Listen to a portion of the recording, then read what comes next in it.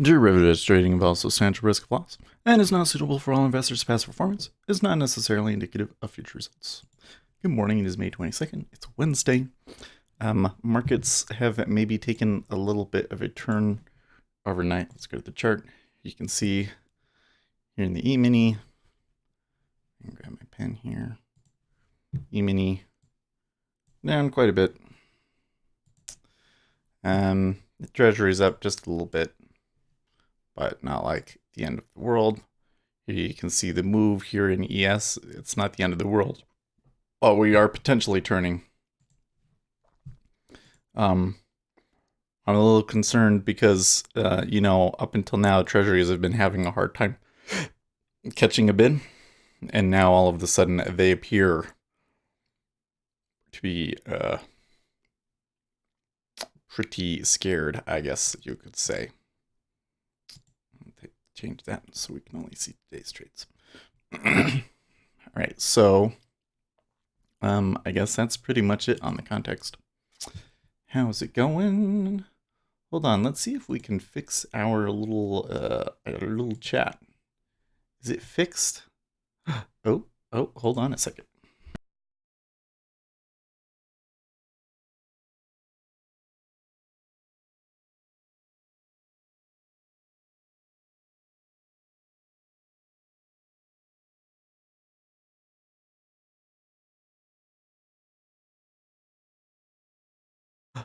It works. It works. Wait. Somebody say something. Somebody say something. It doesn't see anything yet. Lucas, are we getting a trend today? We might. I mean, it's Wednesday, right? And we're more likely to see a trend on Wednesday for starters. Okay, so I still need to look at a couple of other things. So we do have at least something, right? Okay, Fed FOMC member Williams speaks at 8, crude oil inventories and FOMC meeting minutes. Okay, so having the meeting minutes later in the day can be a reason that they would not want to move, but I don't know if that's going to stop stocks. I'd say stocks took a pretty decent tumble,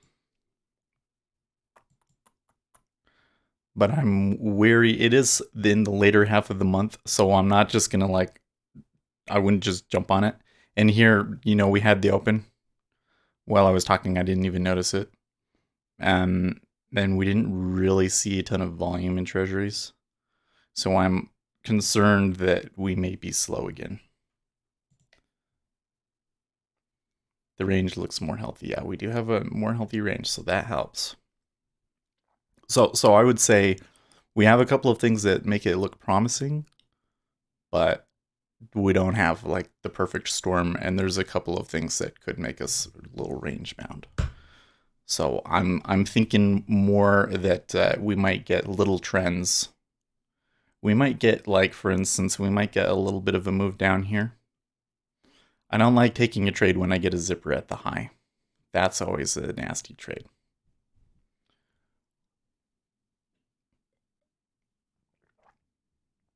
Basically, it gets to the high of the day and it's ranging back and forth in a 2-tick range between 10 and 9 for several bars. Actually, it looks like it's been there since for over an hour. In fact, maybe not over an hour, maybe 45 minutes. That's not a spot that I want to take a trade. That kind of scares me. Not scares me, but ugh.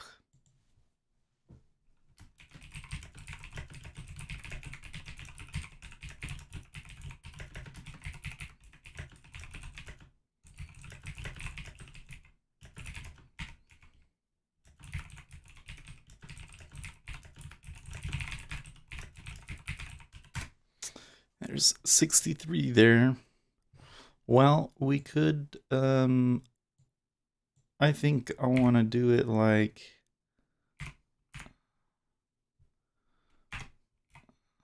well, something like that. It did pull. The 6 did pull. Let's see what happens.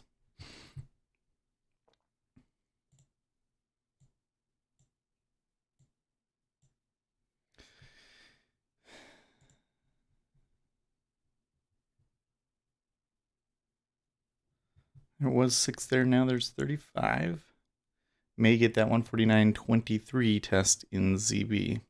There is certainly some room to test higher. In the 10-year, I'm seeing 15 or 11 half. Where did I get 15 from? Good grief. Okay, they hit it.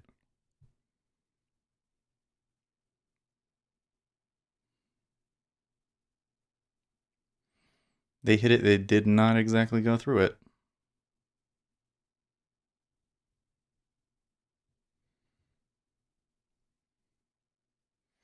The 6 did pull, though.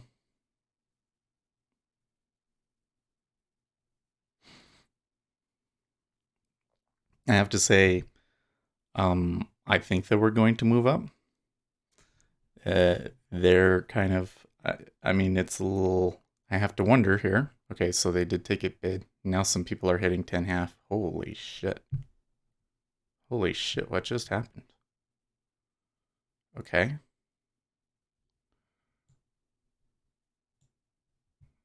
Well, they have come up into 15 so quickly.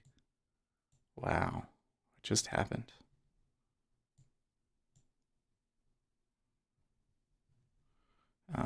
We could maybe even see 19. What the fuck just happened?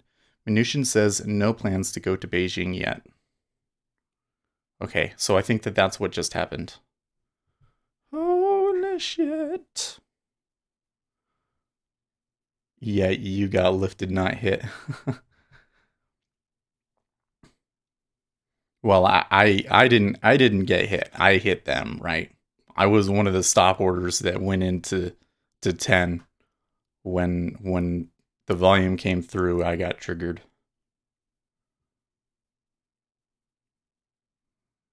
Well, that was something else. Is the E-mini gonna take a real tumble now? I haven't had one of those happen to me in a long time.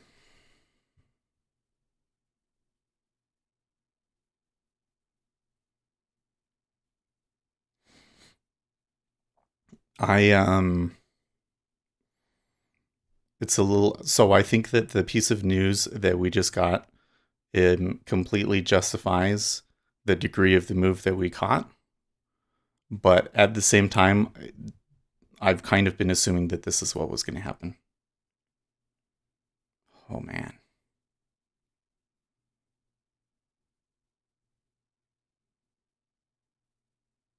Like, but so I've been noticing a really strange disconnect between the political world and the business world. What I'm reading in the political world, especially in conservative circles, is that the breakdown in trade talks is a um, major turning point in world history, as significant as the USSR breaking up, and that the balance of power between China and the U.S. and the trade has basically ended, and that whole world economy setup is going to be falling apart. That's what I hear in the political world. When I look at the business world, they're like, "Oh yeah, trade deal still it could still happen. We still think that there's a 60% chance that it's going Block to sell. happen." Ooh, okay, that's interesting.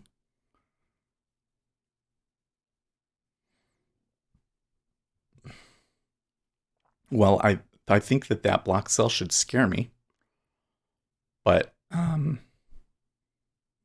what was it? Oh, it didn't highlight it for me. Mm, block trade display. Oh, that's why.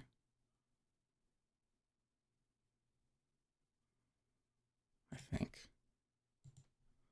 I don't need the I don't need the block trade alert over here.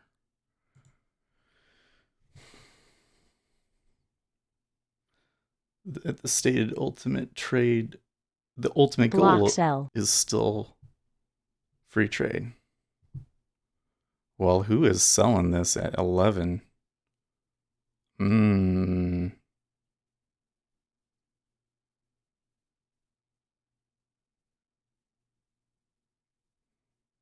Block sell. I'm gonna hold it.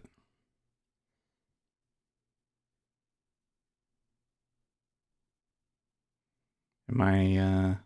Oh, you know what? I'm seeing it. Am I seeing it in the wrong spot? Maybe my thing is set up because I'm not seeing the five. I'm not seeing the over 3,000s. I only see the one at 11.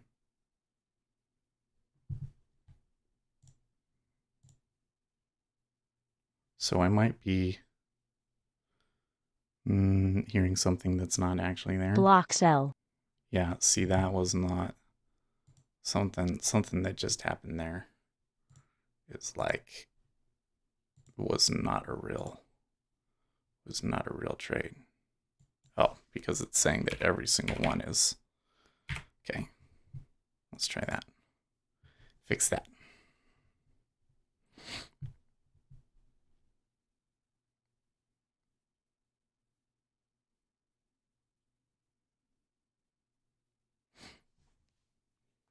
Bund and gold swing long, says Peter.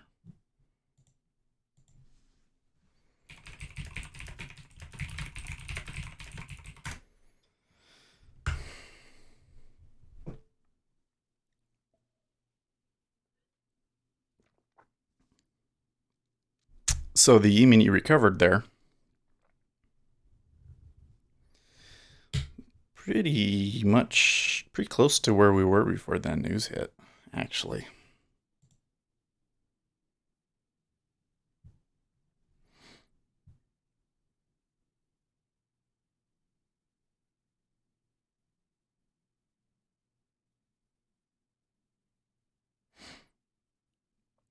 Anyways, what was I saying? Yeah, the trading world still thinks that a deal is going to happen, and I'm really skeptical at this point that it will.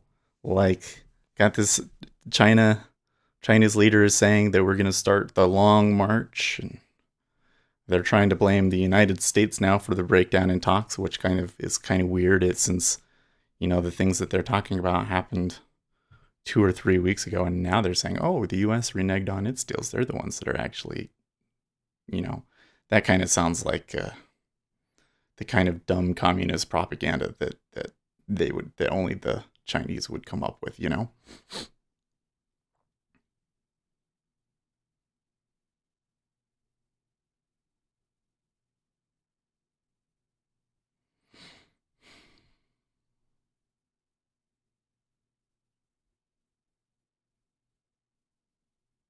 It's interesting.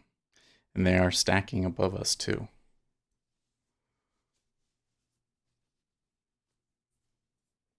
It's all job owning.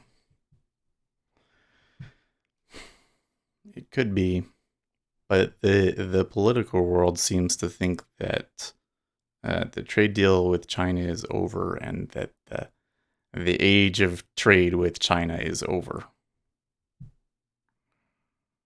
And the financial world does not see that. So now here, today, Mnuchin saying they have no plans to go to Beijing. Doesn't surprise me. That's exactly what I thought the situation was. Okay, so they might have just seen something there that the level 2 flipped on us again. All the tooling in China. So one thing that I find interesting is, let's just say, for the sake of argument, or for the sake of simplicity, that all imports from China are banned, or China bans exporting to the United States, right? Okay, so this is certainly something that I think that the United States can handle, although it could probably create a recession. I think it would, in all likelihood, it would. I don't know enough about that to say that it's certain, but I think probably it would create a recession. Sure. Okay. But what are things that we simply wouldn't have access to anymore. Like, what are the things that the United States, as much as it tries, can't can't do that China can? Well, one of the things that people have pointed out is rare earth metals. That China has deposits of rare earth metals that we don't have. But I'm kind of like, is there really? That's like they literally only exist there, you know? I'd like to know more about that. Okay, well, we've come back to the location of the breakout, and they do appear to be holding support. So I think I'm okay to hold this. Normally wouldn't hold this this long. I think I should have taken it off at 12, but ES has a handful of levels down below that need some testing. 2843, 283750, 2831. Treasuries can get some juice if ES turns them. Yeah. Rare earth metals are all over the place. Ocean bottoms. Okay, sure. Sure. I bet you there's probably a lot of deposits that are out there that just excuse me, haven't been exploited yet, right? But we would certainly have to build it up at the very least, right? Hmm. One of the things that would be interesting in this scenario, well, I mean, if the scenario that I think is playing out does play out, the biggest loser is Apple, right? Because Apple has very much tied themselves to China in a way that other US companies have not. Because not only do they produce it there, but they sell it to the Chinese as well, to the Chinese people. And they've been creating services for the Chinese.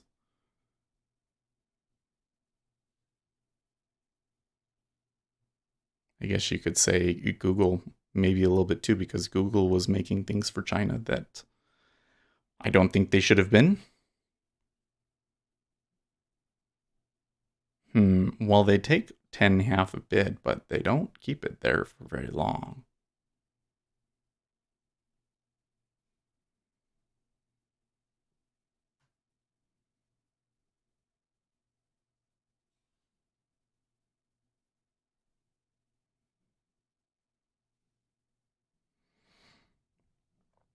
If we're looking at the ES is about where it was. I think you could potentially short it here in ES, but it's not a for sure thing.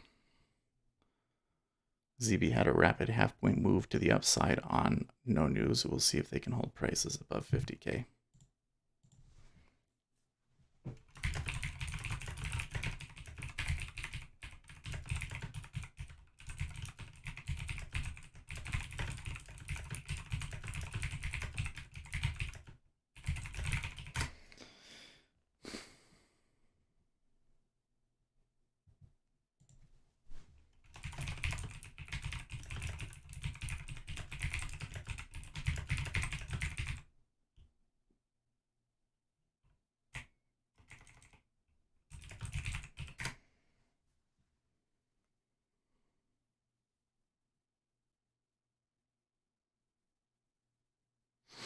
Movies, right?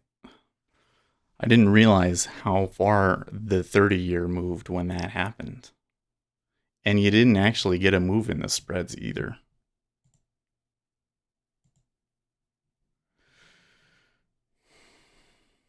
Mnuchin testifies before Max Greenwater's House Financial Services Committee.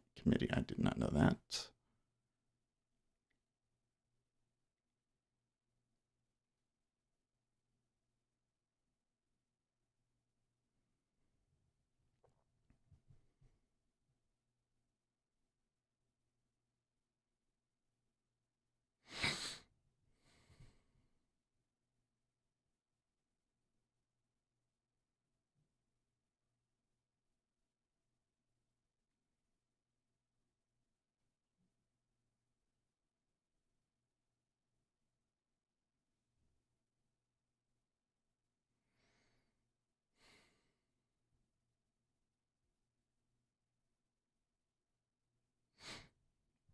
The pullback from here, I think, is a little odd. I mean, it could stop anywhere along here, but there wasn't necessarily any reason for it to stop at 12. I guess 11.5 was a key level though, right? So not only did we break the high, but then we broke a level at 11.5 that was yesterday's high.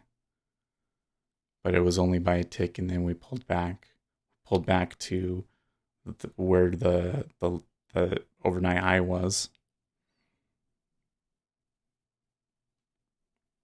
This is a setup that I've never seen before. Yes, this is sell against 56 to 57. Oh, for sure. The whole move started well before in a combo of context, Fed speak, Chinese news technicals.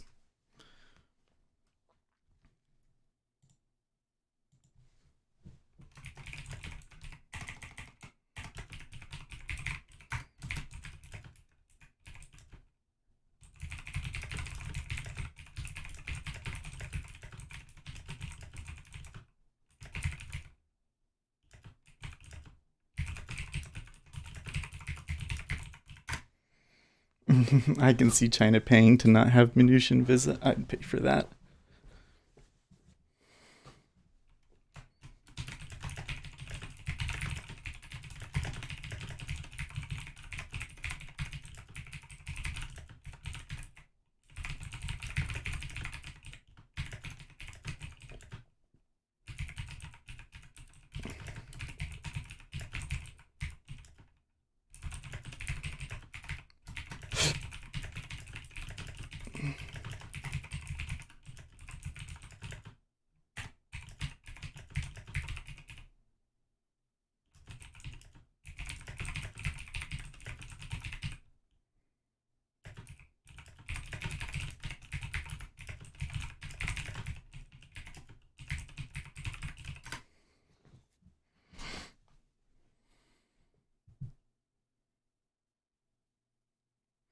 Okay, that was a good uptick with a good stack at 11. That I think is a pretty good indication that the buyers are still in control and that they were just kind of messing around and trying to get more fills down here.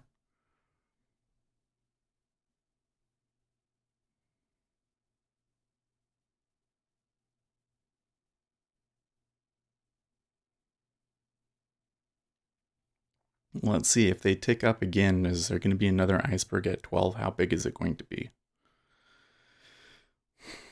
So there's the 5-year trying to step up to the high, not quite going yet. Okay, it did. 10-year didn't follow it. In fact, they actually stacked a bit up there at 30.5. No news this morning beyond the NBA report.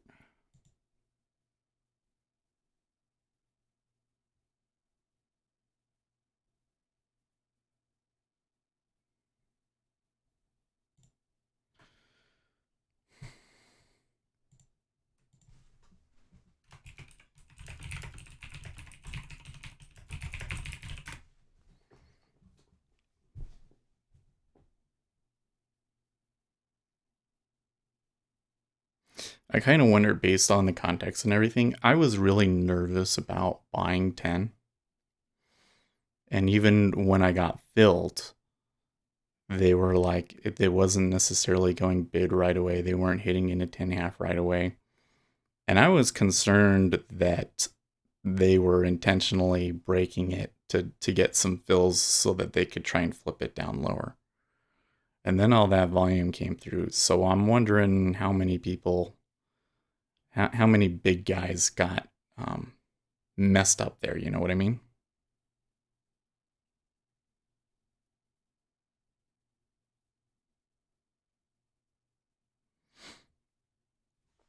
I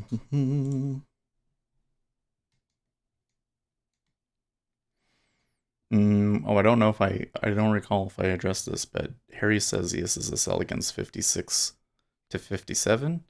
And I totally agree. I'm not so sure that we can get back up there.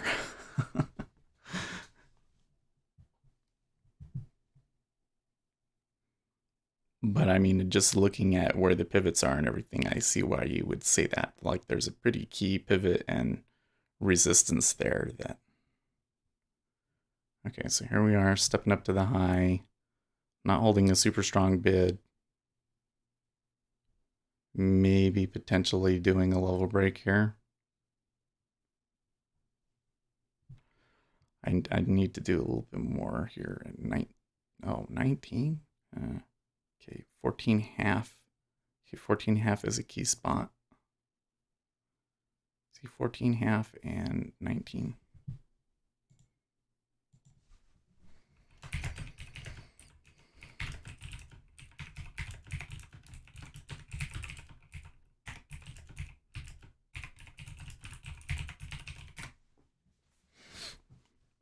$149.18 to 24.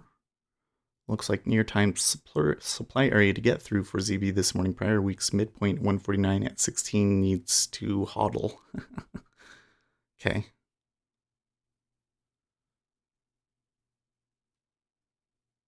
All right. Well, we did move up. I'm not seeing incredibly significant bids stacking behind us.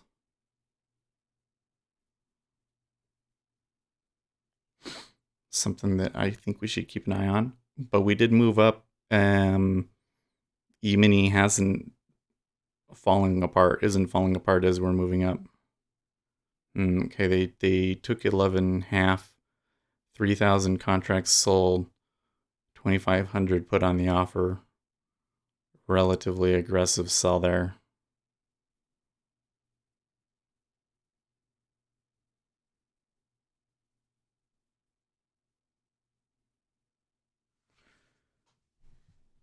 Move this. Should have moved that a long time ago, but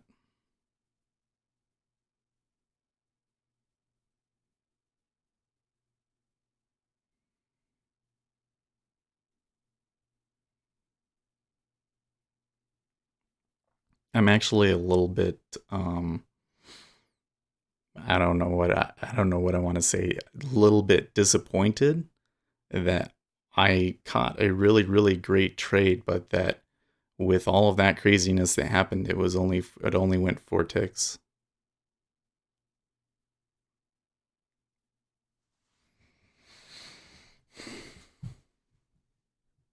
I mean, if the market really falls apart here in ES, and it really could, they could really sell here. Man, they could really sell here, but it's almost like the reward is too much. It's almost like it makes me skeptical about it happening. And they hit 11, but it bid back up quickly.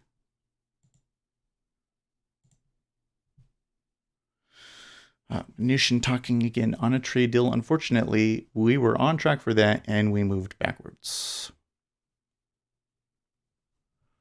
Okay. They ticked back up, not holding a strong bid. It's kind of fighting there now.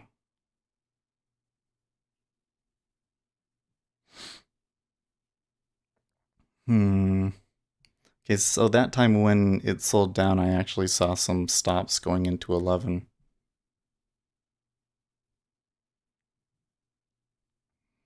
And that order at 11 half, that 771, that was all one order.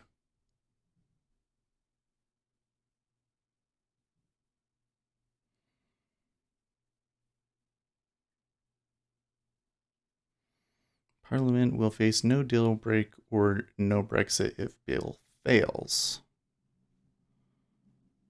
Oh, Lucas says, what a bummer. Yeah.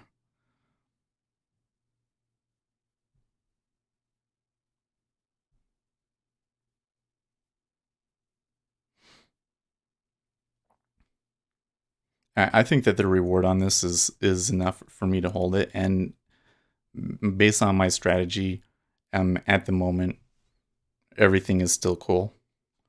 So I think I can just relax and watch this and just see if it happens and cheerlead it.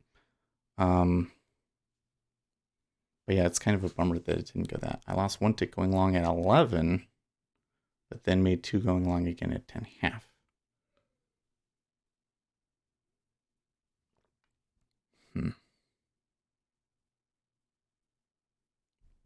Well, they didn't hold 11 there.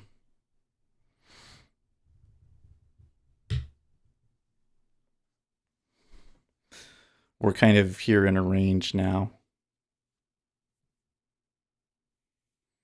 And they're kind of shoving it all over the place.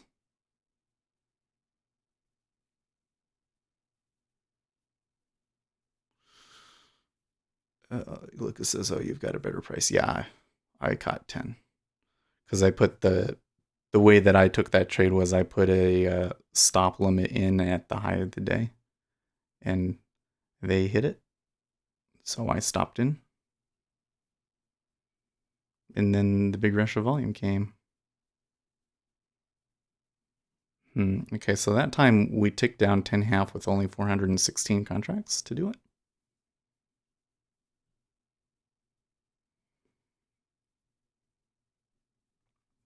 So that kind of feels to me like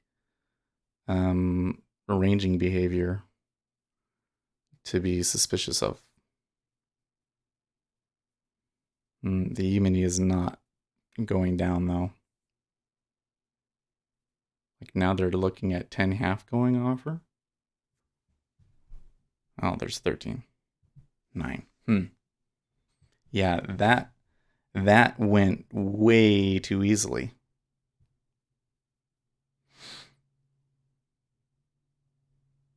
E-mini is starting to trade some volume here though. Something's happening over there.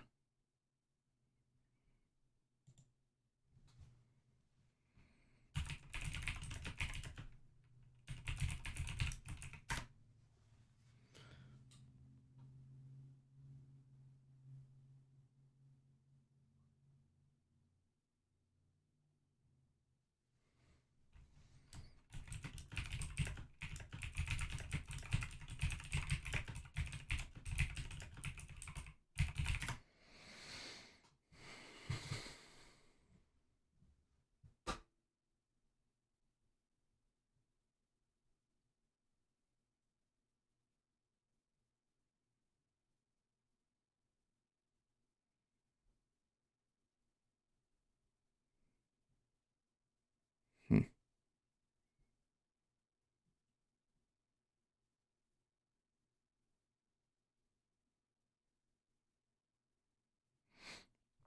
The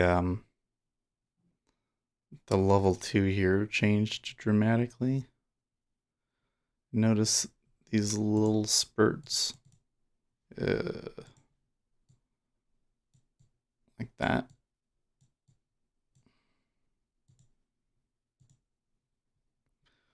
Indication that we're in an area of a range. So now we're at the lower end of a range.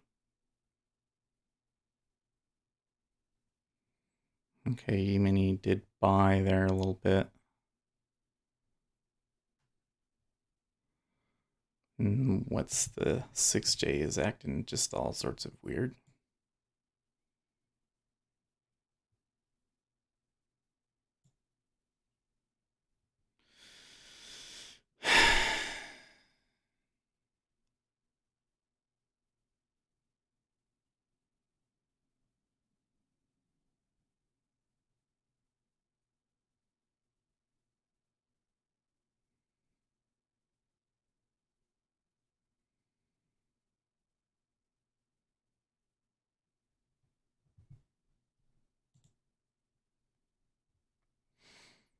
Right pre-market tough, says Harry. Well, Mnuchin says he hopes Congress takes up USMCA soon. He says passing it will lead to economic growth, but if Congress does not approve, it could be quite significant in the other direction, depending on whether the administration sticks with NAFTA or terminates it. Well, Mnuchin speaking right now may be part of why the market is behaving the way that it is. I think that I should have given more heed to that than I did.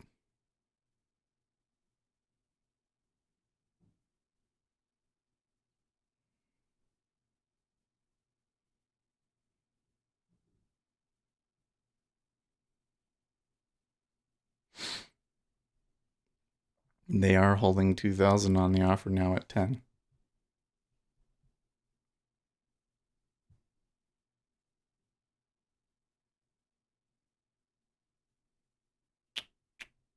shit. Well, okay, that one turned there. I don't know.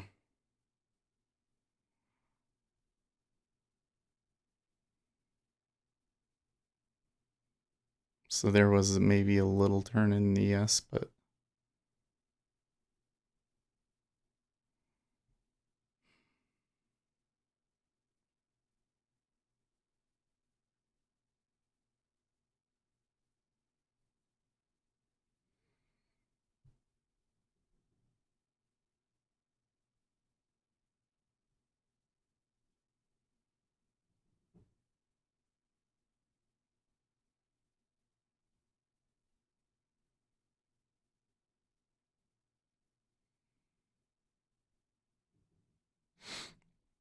I suppose that I also a possibility that I should have considered is you get a big rush up, and a stop run, and sometimes that's just the end of it. I'm looking for it to continue. That might not necessarily happen.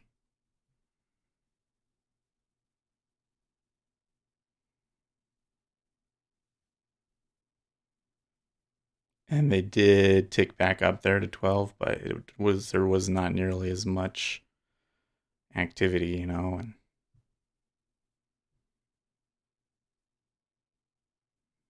okay, well, ES just took quite a few ticks down there.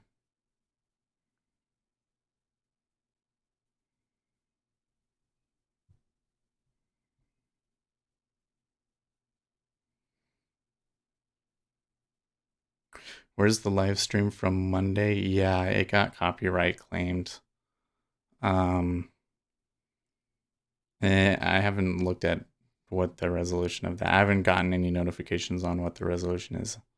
If they, I don't think that they're going to give it to me, because what happened was that music is cleared for use on streams, but only on Twitch, not on YouTube.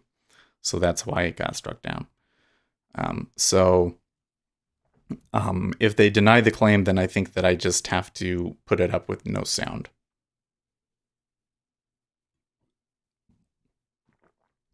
It was kind of funny. I actually tweeted Anjuna Beats and they responded back to me. And I was like, you know what? It's okay. I don't want anybody to see that video, anyways. It's kind of funny because whenever I have like a really bad day, it always seems like something weird happens with the YouTube too. This is not the first time that I had to delete a video or miss a day that happened to end up being bad too. Although I think some of the worst ones are still up there.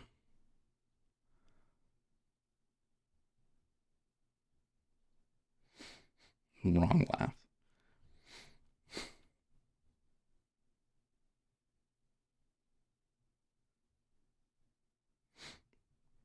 I think it's because those days where I really really screw up, it's not just that it's bad for the strategy. Like usually when those happen, it's I'm screwing up. I'm tilting. I can totally tilt. And yeah, so if you're tilting on the trade, then of course you're likely to screw up on other things, right? Well, there's been a decent iceberg at 10 here again.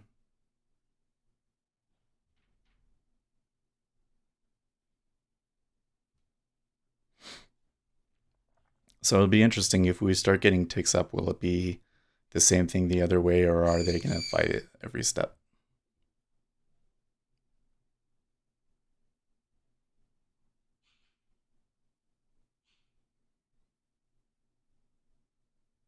Hmm, 5K. 5K at 10.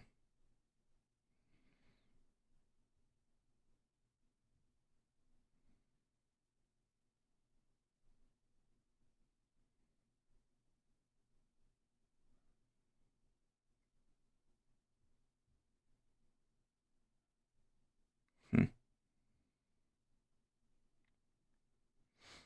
Okay. So the E-mini is seeing a little bit more selling, and it is creating some reaction in treasuries, but 10 half didn't pull. There's an iceberg at 10 half.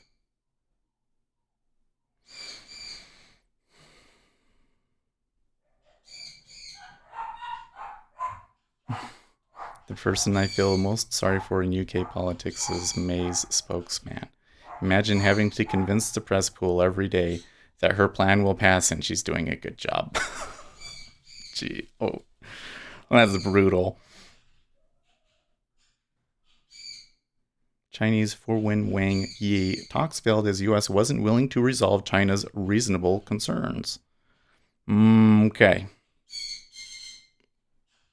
So here again is the problem that I have with what I'm hearing out of China. This stuff, I really wanted to swear there. This stuff happened like what, 2, 3 weeks ago? Within days, the U.S. came through and said, "Okay, here were the things that we insisted were needed to be in a deal," and then all of a sudden, China said that they weren't in there. And what is it that China wanted that was reasonable that they didn't get? It sounds to me like bull crap. Maybe they will say.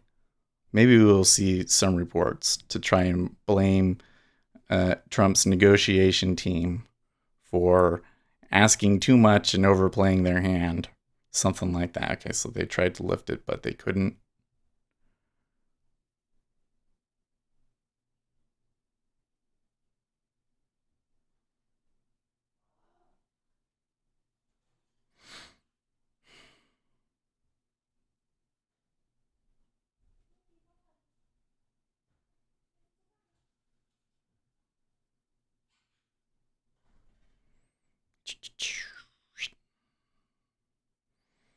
Like that 5 year looks like it's just about ready to go up, and then okay, so now they finally did, and they hold a bid. But it's only 700, but they did do it, and they had to eat through 4,000 cells,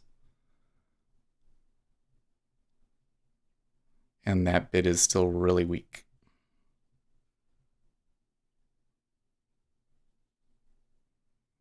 Hmm. They left it and then let it go and then bought it back up though. So somebody may be accumulating there still.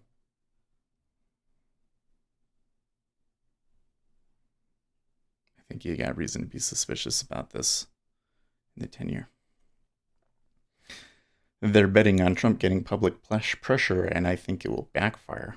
I think that you actually have a reasonable theory there, live action, because the media reaction to the trade war this time around is very different from the media reaction to the trade war a year ago.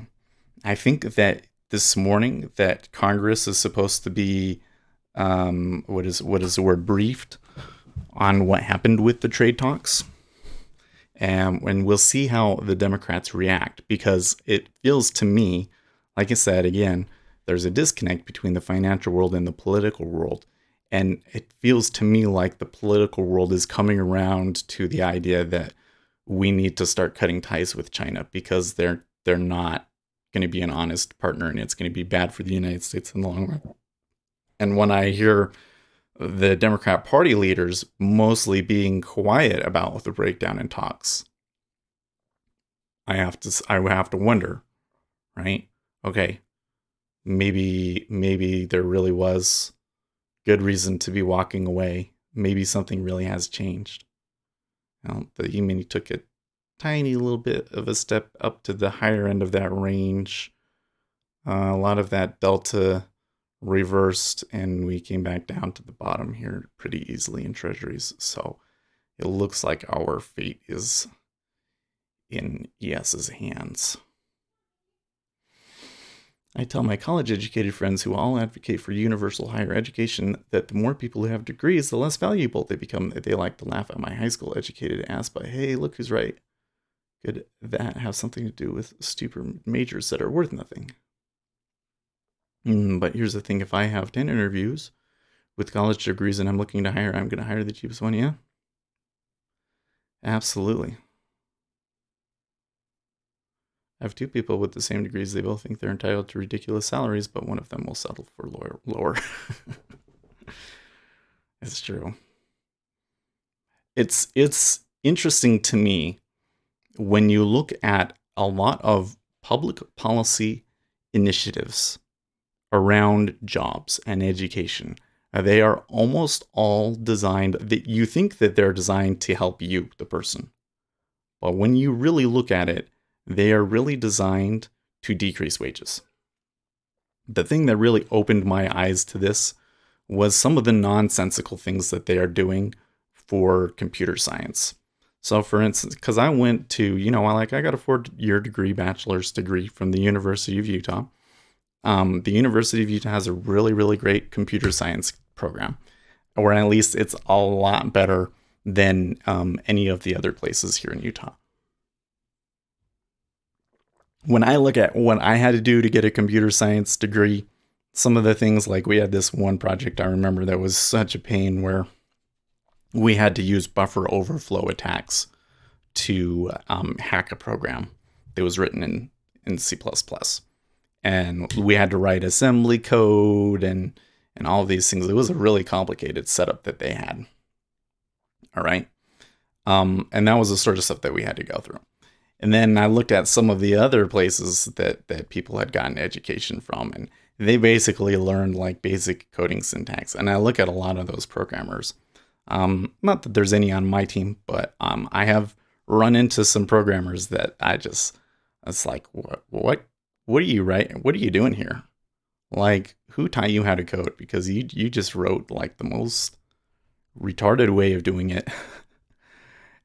And then I find out that there's like these programs where you can go to like coding camp and you can become a computer programmer in a week. Okay. So I went to a 4-year degree and I thought that it was very difficult to get through school. School was hard. I don't think that I could have held down a job through the whole time. About halfway through, I quit my job and I was at home and it was okay, So I didn't have to take on debt, but it was hard. Like it required all of my time. I remember there was this one semester where I was in 4 classes. Every single one of them had a final project, and every single one of those final projects was more than 30 hours to complete. And they're all due at the same time. It was crazy. And then I find out that people are getting coding degrees that supposedly allow them to be able to work the same kind of job with only a week's worth of education. Tell me, is this really because they understand that computer science is a complicated science that requires constant education and serious effort to be able to do well? Or are they trying to cut some corners and just get something out the door and pay a fraction of the cost? And I think that it is the latter. And so when I go in and I see, okay, well, we want the wages of women to go up because generally speaking, women wages is lower than men's wages. And a lot of that has to do with the types of jobs that women go into, right? So where, of course, do they go? The jobs that are the most male dominated. Okay. So why is it that they're pushing for women to go into computer science rather than like welding, for instance, which would be a lot easier to educate people for and to go and, get, right? So because the biggest need in our economy right now is computer programmers. They have to pay up to get good talent, and they don't want to do that.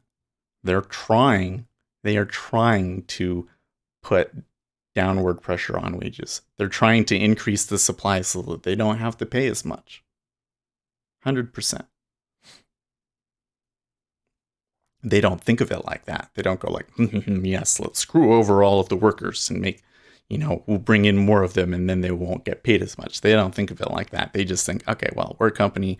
We're having a hard time getting people that we, we're having a hard time getting enough programmers. So we need to put more effort into helping education programs so that more people can get educated. But really, in the end, what is to their benefit is lower wages for everybody. But it doesn't quite work with computer science, because then what ends up happening is you get a bunch of idiots that don't actually know what they're doing, and they produce a pile of crap. And then you put the product out and it doesn't work out, and the customers are upset, and then they go back and they go, oh, maybe we actually need somebody that knows what they're doing.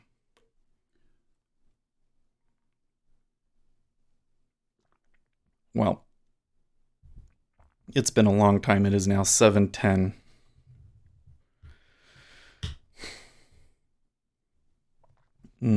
Okay, so let's read some of these comments after I just went on that big long rant.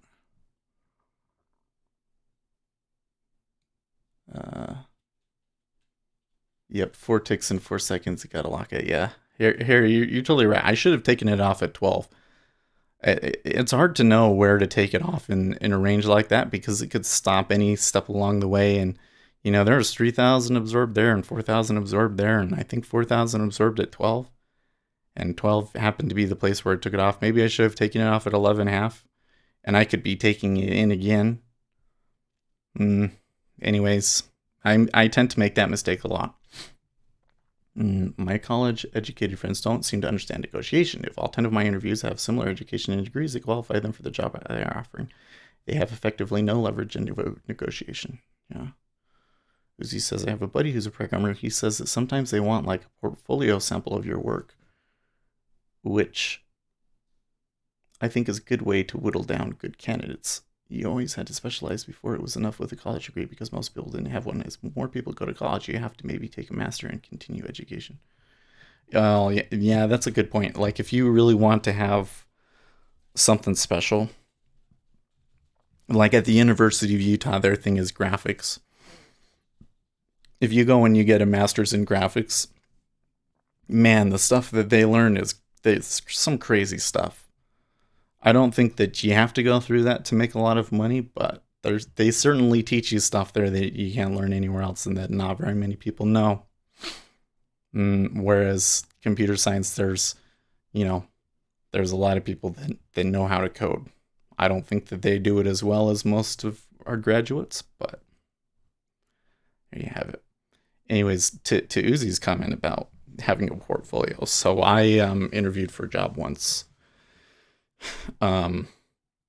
where they asked me to program something, and before the interview, and then in the interview they wanted me to like modify it and make it faster and stuff. And I didn't get that job. I think that they were looking for somebody a little bit more senior than me, and I would never do that again.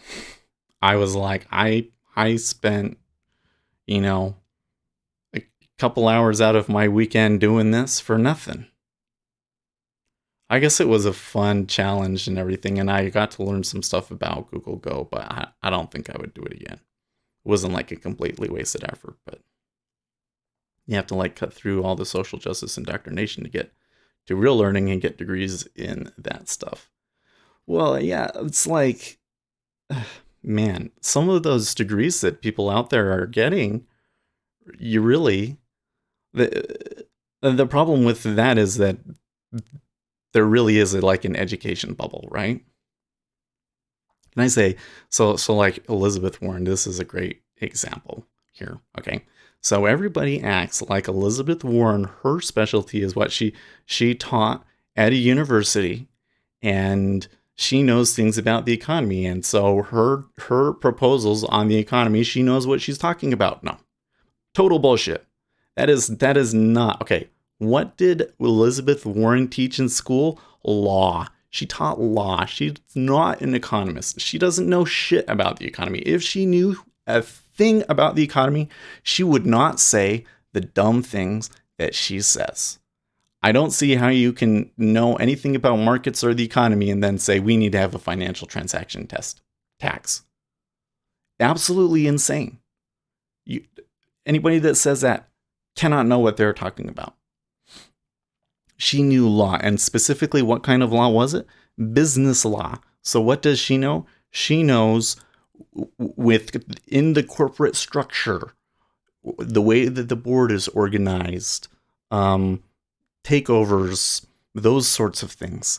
That's what she did. And she was a lawyer for that for a while. And then she came back and she taught. So she knows stuff about business law, the way that businesses are organized and like suing each other when things go awry within a business.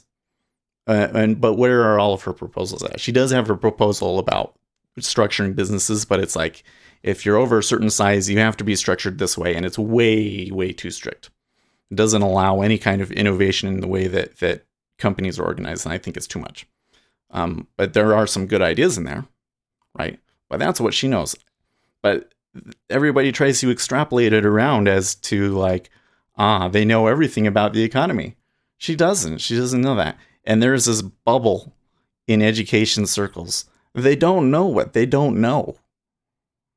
They know something about a certain subject, and a lot of those teachers did have private experience working for a company, but some of them haven't.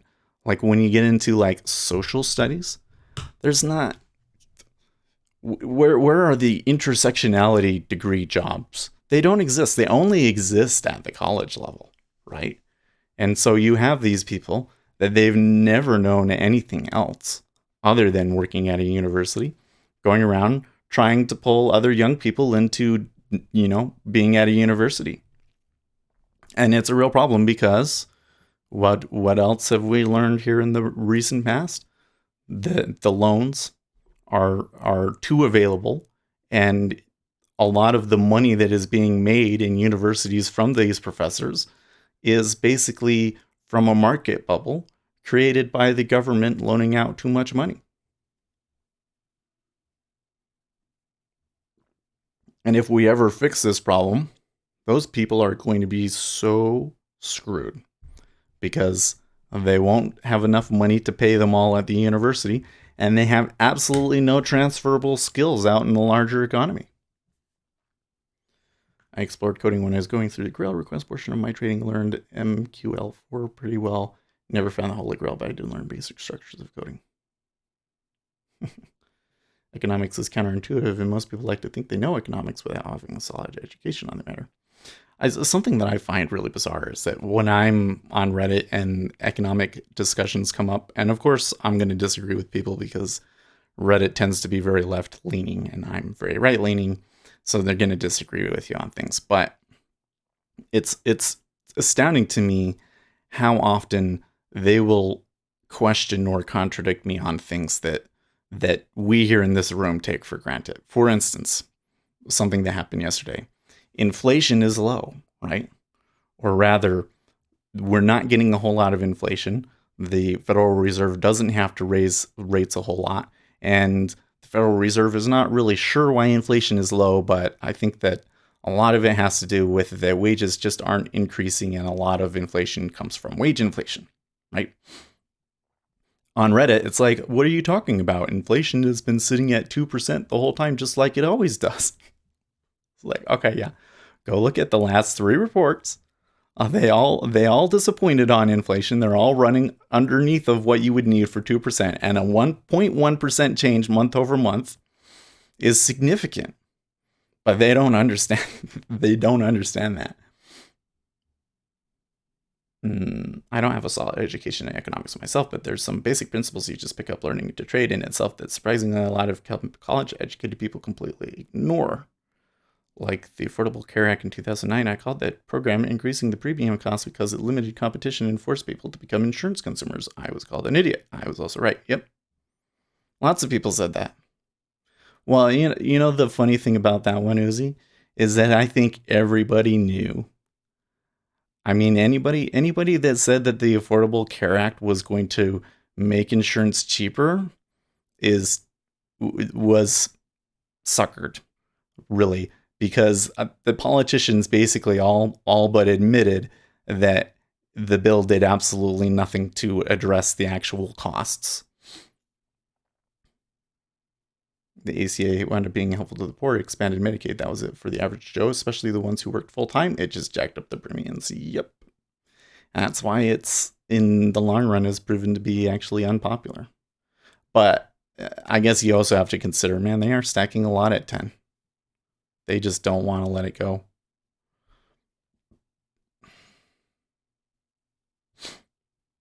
And it's been about an hour now. Yeah. Anyways, what was I saying about it? I don't know. Anyways, David Mundell has asked for an urgent meeting with the Prime Minister this afternoon following her statement to the MPs. He is not acting in coordination with other cabinet ministers, but the expectation is that this is going to be a conversation about her future. Ooh. Good morning, folks. Ace and I are having connection issues today. Oh, I missed you yesterday, Dustin, because I had a short and I'm like, I think this is it, but I would really like to hear what Dustin's going to say. I was like, well, he's not here yet. I'm just gonna take it, and I took it, and it worked, and I made the 8 ticks. So it didn't go through like I thought it would, but it was still a good trade. Though watching the anti-capitalist leftists activate for forcing people to purchase risk-based services from publicly traded for-profit companies was hilarious for a time. Yeah. Well, like I said, they didn't do anything to address costs. Oh, I was gonna say one of the problems is that then um, we had the Affordable Care Act for like what 7, 8 years, right? But man, 09.5 goes off on pretty weak. So I think that I'm probably gonna get stopped out here. Yeah, this trade certainly didn't work, and I think that given what's been happening today, if this doesn't turn around, I'm probably gonna just call it on my account for today at least.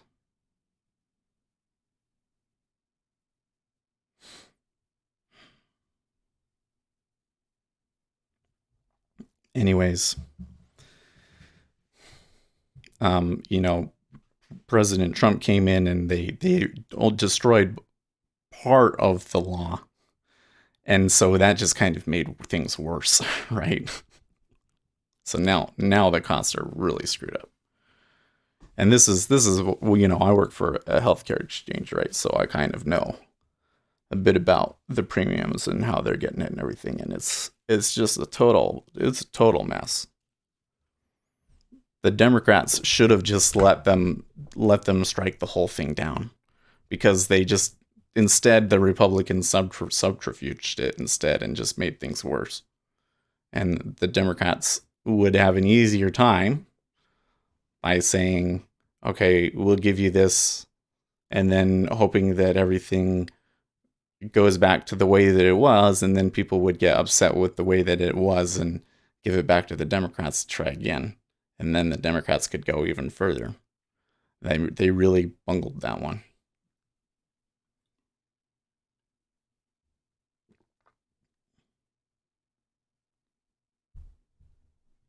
Yeah.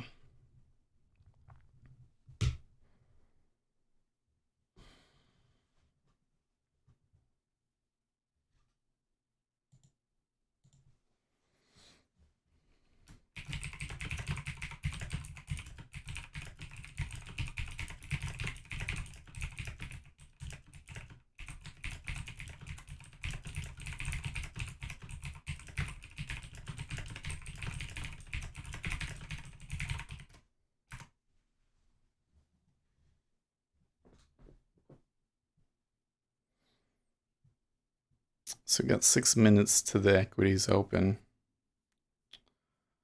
Um, the 5-year is experiencing some iceberging here at 29. Um, my spot at 10 has failed, so I think that the trade is done. So it's a question of how do we want to get out here.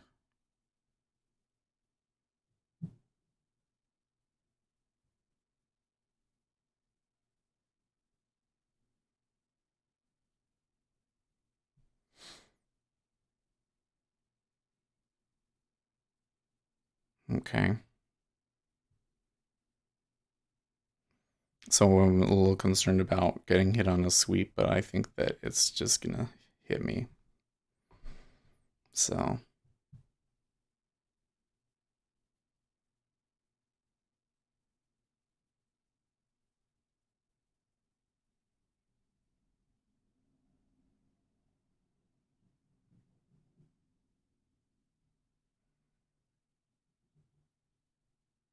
It sucks. It really sucks. But I thought it was a good trade for a continuation. I guess it wasn't. I was wrong, but I don't think that it was bad to necessarily think that it was going to go. I think obviously I already said I should have sold at 12 and then tried buying in again. And then overall net I would have gotten +2 on it, but mistakes were made.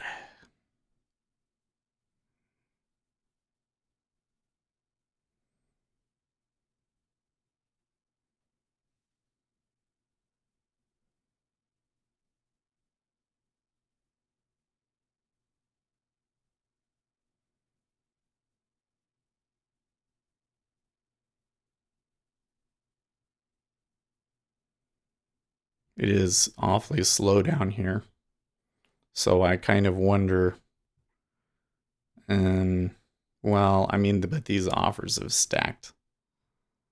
And when we try ticking up it doesn't go very well, but this is kind of where I'm like, okay, I could turn around and sell '09 and take a short from here, but is there that much reward available to us on the downside?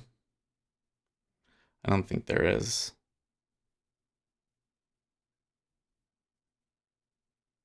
A lot of selling, but it didn't move you much.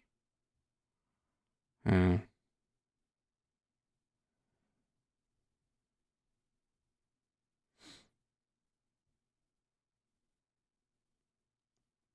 Well, it would be pretty rare for me to be in this situation and them not do it. See, they're just pulling it more and more until you get hit. Yeah. There's a 4K iceberg there now, though.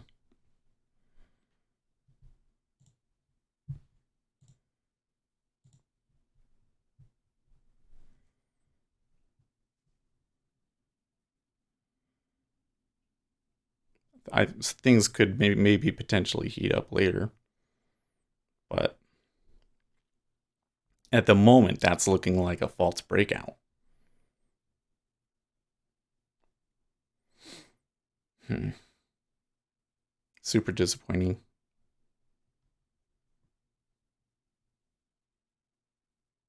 It actually says I only got MFU of 3 on it. So I actually couldn't have gotten filled at 12? Hmm.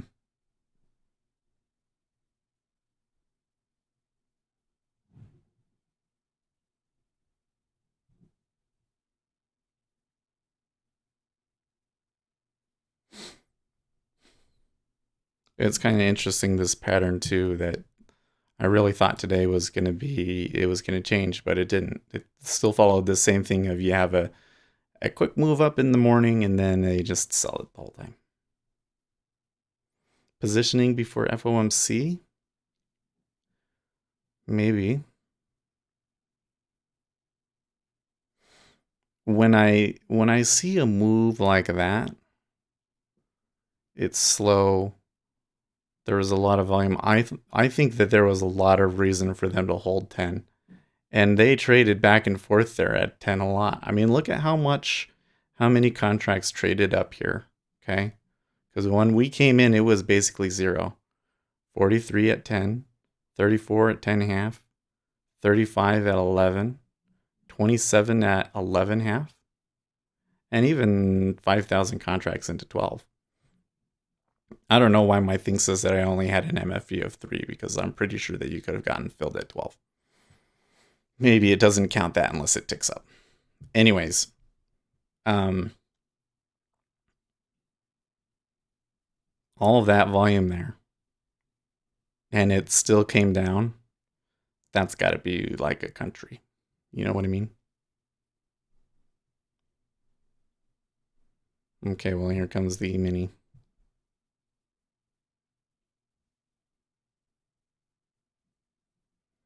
I'm going to laugh if it comes out and the first thing they do is sell it hard.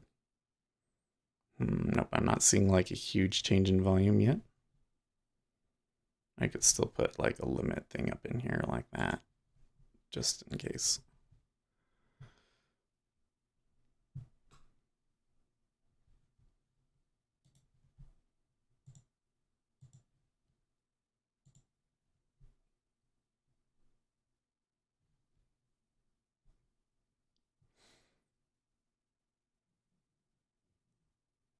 Wait, how did I do that? That wasn't right. There. It's the minutes. It shouldn't move the markets, right? I'm not gonna say. Well, it that typically does move markets a little bit. Typically does move markets a little bit. So there was an 8K iceberg right where my stop was at '09.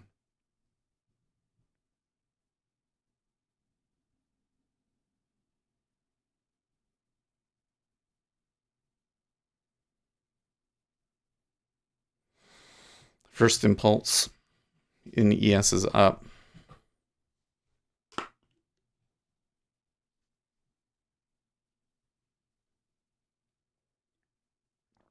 They're not able to hold the offer at '09.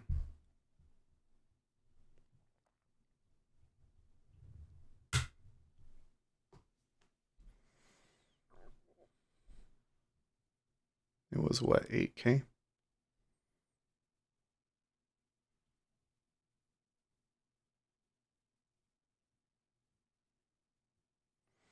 This is another frustration is that you sometimes can just help in with scalping with where you put your stop and everything is, you bought in at 10. People tend to have stops at 2 and 4 ticks. So of course they've got to go through it 2 ticks to get your stop at '09. And then it just happens. It could be potentially this time that's right where they stop. Well, they tried to sell it there at '09, and there's an iceberg there again.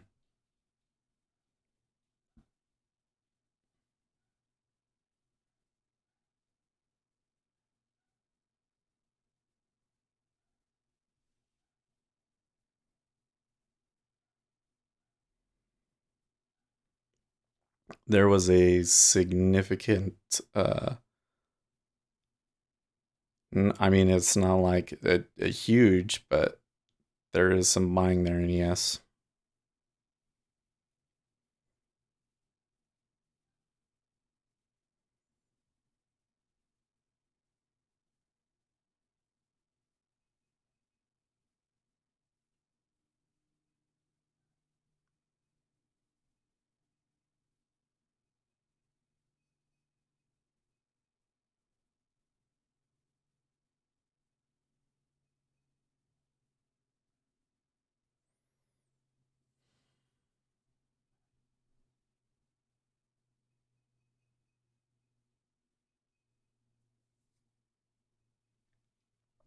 Relatively quiet in treasuries now.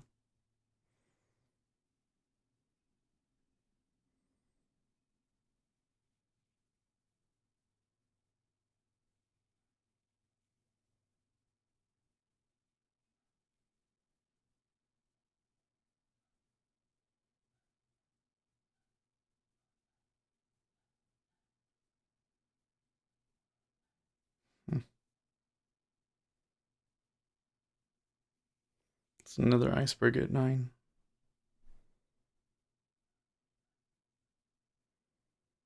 Well, now you're at 28.58.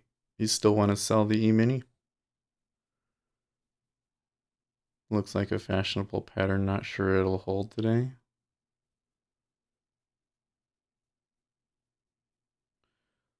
I don't know. They sure did stack on the way down, didn't they?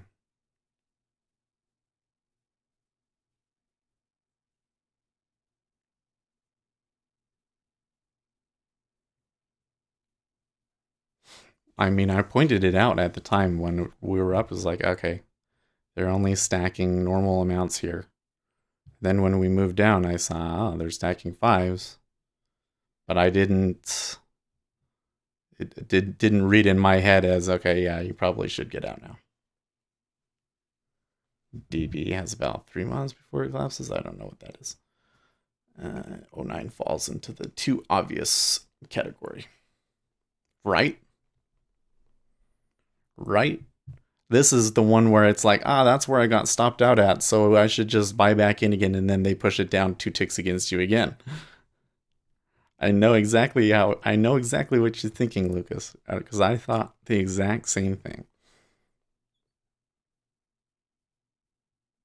And the thing is the E-mini's not selling yet. I mean, they had a good buy there on the open. I guess it's maybe like 5,000 contracts long in ES right now. Who's to say where it stops?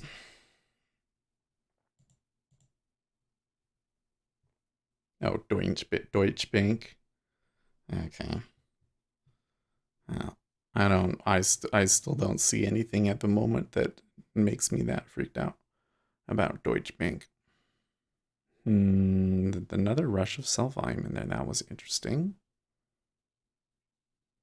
But the E-mini got a little bit of a fight there. Oh nine does go offer. They are now stacking 6,000 at oh nine half.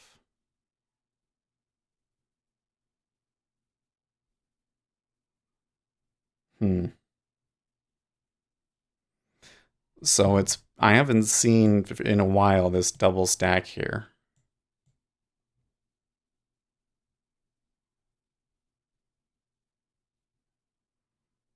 It's usually a pretty solid reason for a spot to hold.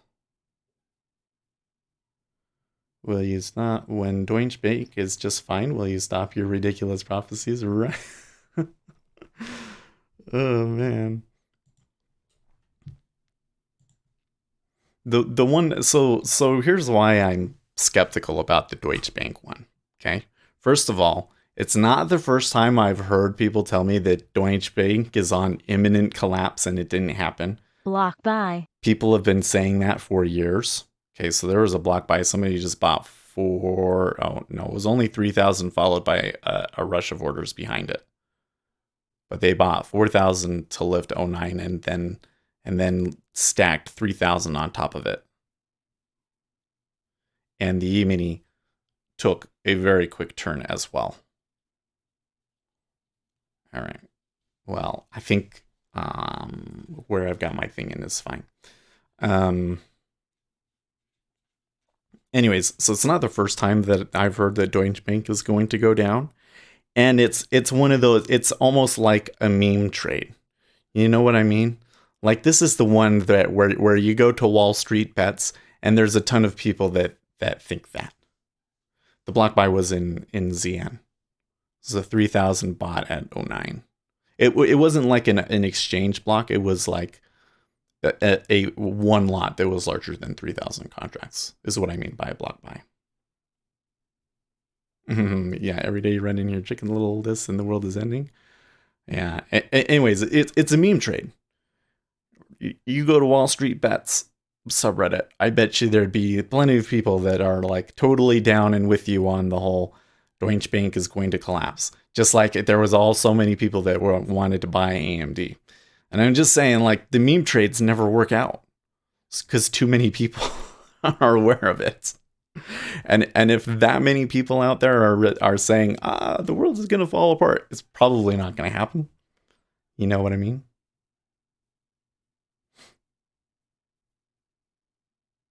Hmm.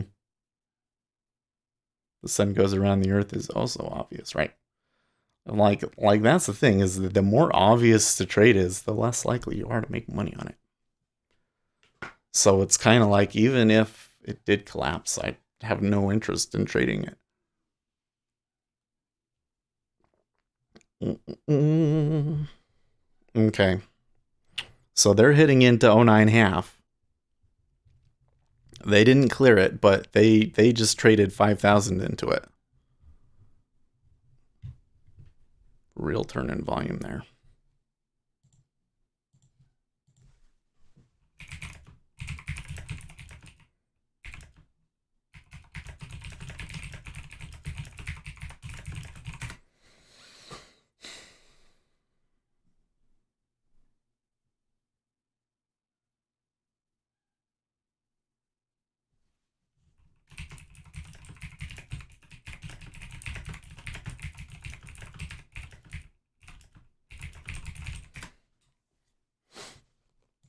Mm-mm. They said something, same thing to me in 2006, and nothing happened in 2006.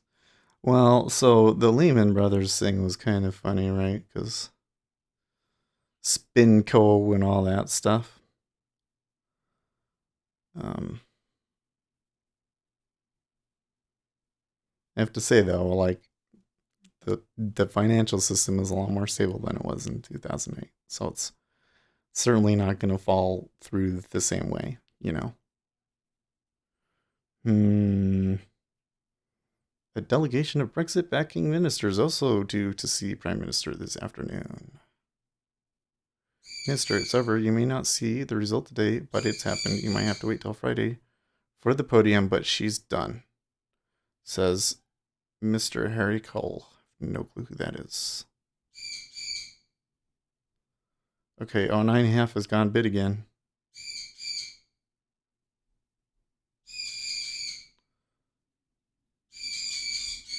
This is Yen on the move here. Put your seatbelt on, boys. I think I saw a tick. Right? Okay, so look at that. It pulled. Only 178 have gone into it. And there is 14 on 1469 offer.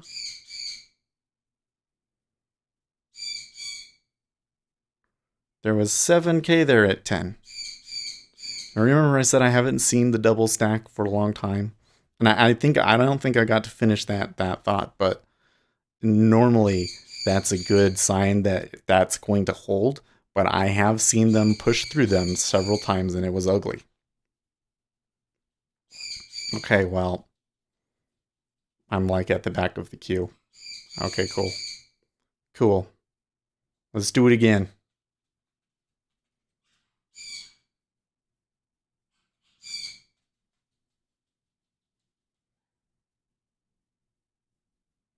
Hmm.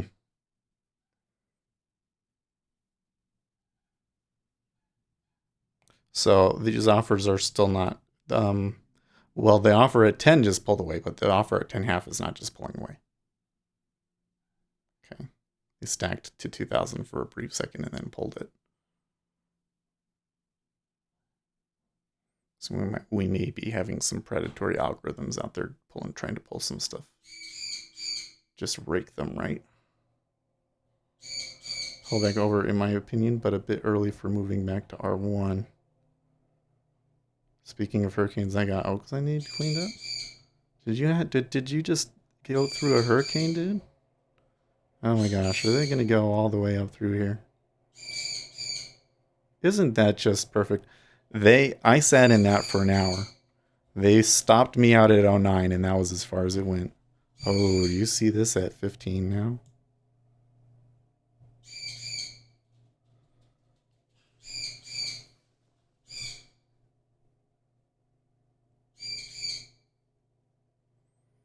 ES is selling pretty hard too. They haven't even like stepped off the ledge yet, and yet it already looks pretty dire. Hmm. That fall off in cumulative delta is something else.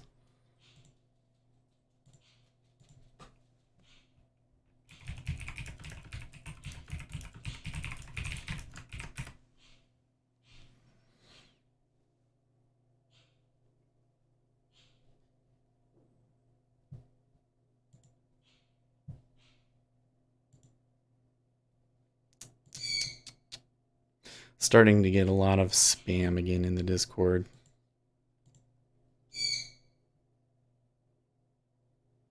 If you shorted with leverage in 2008 and they did not bail out the banks, you would have still lost, right? I think you're right. I gotta tell you, I mean, I started watching markets in 2008, and I remember those days, and um, it's really easy to look at it in retrospect and say, "Oh, it was so easy to make money," but it really was not. When you get those crazy days, man, it messes with you, and um, you know, it's it's very difficult to be doing long-term trades with shorts, and those trades don't work out as often. It's not as good of a probability trade. Although the street sure seems negative on Tesla right now, doesn't it? That's maybe one thing you could short, but they just keep hammering on Tesla, don't they?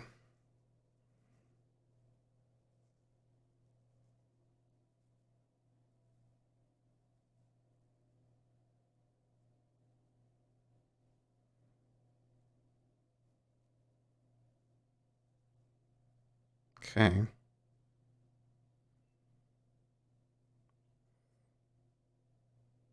Were you also expecting the banks to not get a bailout? Uh, I mean, I think at this point, here's the thing that I think there's kind of a little myth amongst the middle class that like what happened in 2008 was unprecedented. Nah. Every time that there is a financial crisis in the United States, somebody gets bailed out. Every time. Um, the the reason that I think maybe people forget is because the last really big crisis. I mean, the 2001 thing was a crisis, but I think that everybody kind of sensed that that was very much driven by, you know, the terrorist attack happening at the right spot and all that stuff, right? Anyways, um, the one before that was the 1987 crash, right in the 80s. There was a bailout, but in that time, the government already owned all of the debt anyways. And so it was kind of a little bit of a different thing. And so we don't remember it. But all of the crises before that, like if you go to like the big ones, like the panic of 1905 or whatever it was, I don't remember. You know, the one at the beginning of the century that that happened before World War II and everything. They bailed them out. JP Morgan bailed everybody out in that one. They always get a bailout. There was one crisis back in the 1800s where the way they bailed everybody out was they basically said, okay, everybody that has a $5 bill, it's worth nothing now. That's how they bailed them out. There's always a bailout. Always. Okay, so that was 47.27 sold into 12 at the high of the day. Yeah.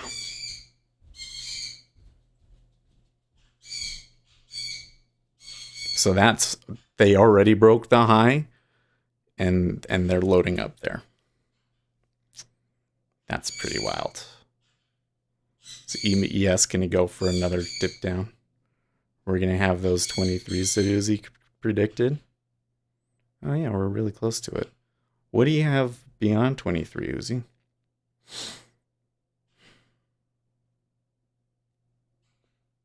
More significant plans are for a group of Brexiting backing cabinet ministers to see the Prime Minister this afternoon, one cabinet source says. If you don't do it today, she's safe for 2 weeks. The view of cabinet ministers is that if they don't move today, May is safe for 2 weeks. Yes, same thing. So is the market going down in part because of Brexit instability?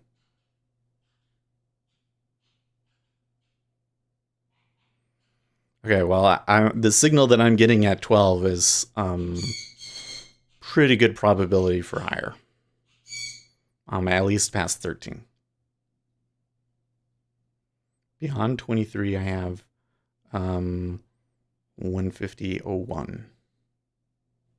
Well, that's quite up there.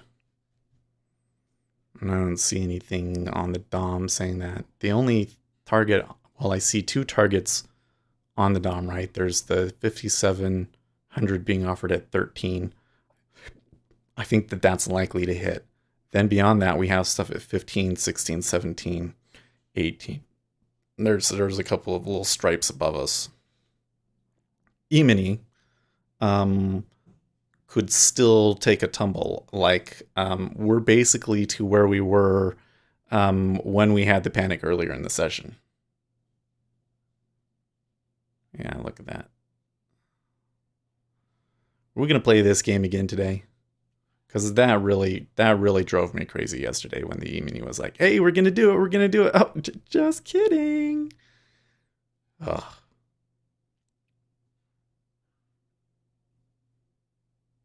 Hmm. Yeah, it's still doing it at 12. There are people buying it at 12 on the expectation of a break.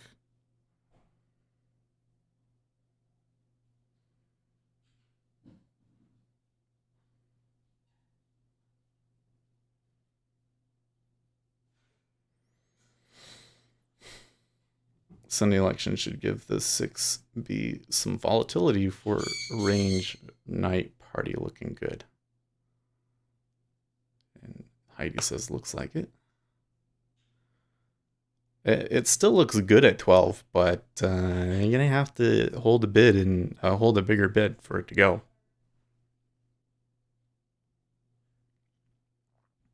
And ES is kind of like saying like, maybe we're not going to. They're not predictions, they're just reference points. Mm-hmm. Yeah, he's right. Well, like the whole thing is you can have reference points on the upside, and those are spots that have a reasonable probability of being hit. So you always look back at it and say, yes, he was right. But the truth is that it's only like one teeny tiny part of the equation. Because the other part of the equation is of what price do you get in at, and the other part of the equation is do you go long or short. So, by the way, when we bought up that time, the liquidity stacked. So, this is much more like what I was looking for in the first trade. I don't know how far this is going to go. They might just stop here at 12 because they're giving a pretty strong level break signal, but they're not breaking. And the E-mini is actually testing the higher end of its opening range now, despite all that selling. Well, okay, so Treasuries ticked up and are holding a pretty big bid this time. And some of that offer pulled. I'm also seeing this 13 is stacking up a little bit, so I think there are some people expecting some fills here. Baba Baba, good morning.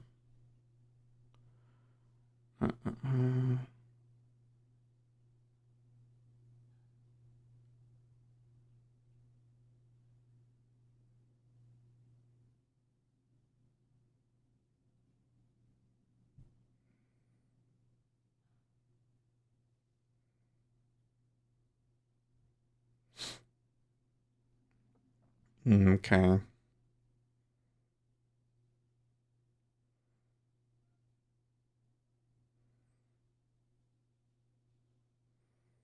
It's been a while, and yes, I could, if I wasn't already in this treasury trade, I could try selling it there.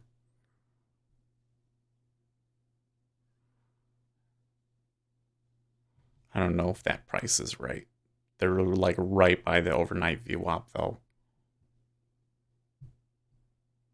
Why is this? This is pulling. So the way that this price at 12 is acting now has me a little concerned. In 2016, the Bank of Japan started its program of yield curve targeting. Okay.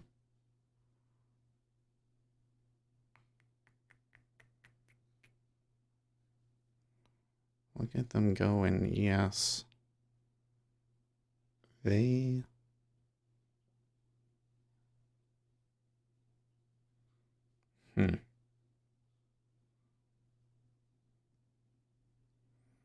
Curious that they're having that move up there in the E-mini. That looks like a little overdone. But there was a ton of volume short on that move. They really scared treasuries too. And I'm bet that a lot of people a lot of shorts are getting stopped out in the ES right there. I mean, that was a pretty wild move. I think given that the ES is doing that now, we have to rethink this trade. They're also holding too much of an offer at 12 now. even though there was a good level break. And if it's a failed level break again, like we've been saying, like it's a good signal, and in this context, it's a good signal. But as of late, it hasn't really been working very well.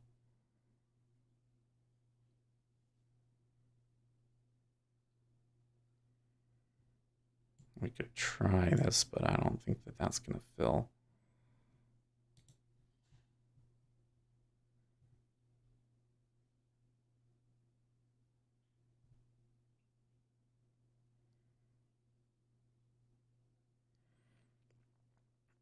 Let's see what happens. This could. Ooh. Okay. So they're hitting back into 11.5, and there's some profit taking there.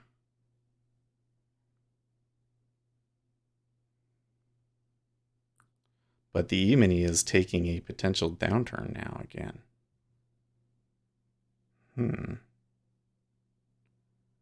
And notice that everybody kind of moved their orders around when that happened.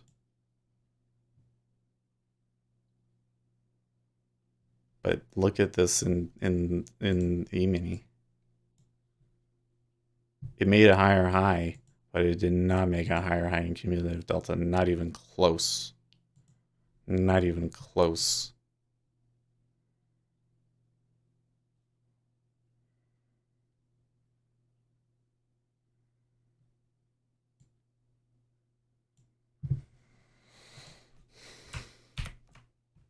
Very odd behavior in ES. Not odd, but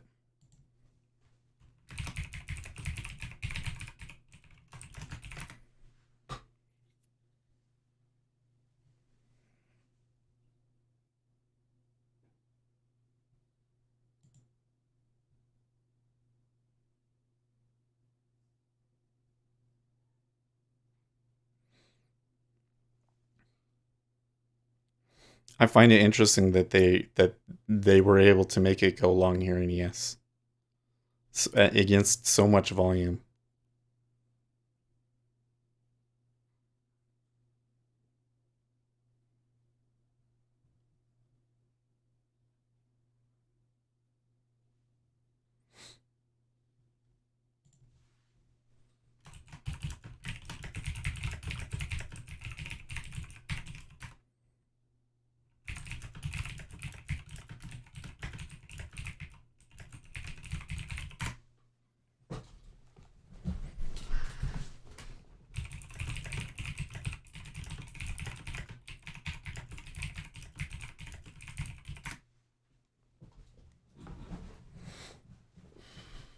Okay.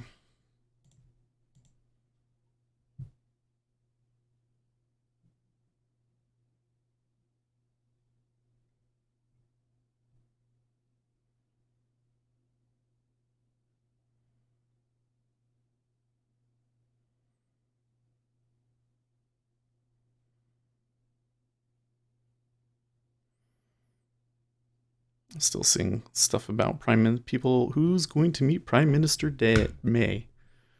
U.S. Treasury's Mnuchin says debt ceiling likely to become binding in late summer, urges Congress to raise the debt ceiling.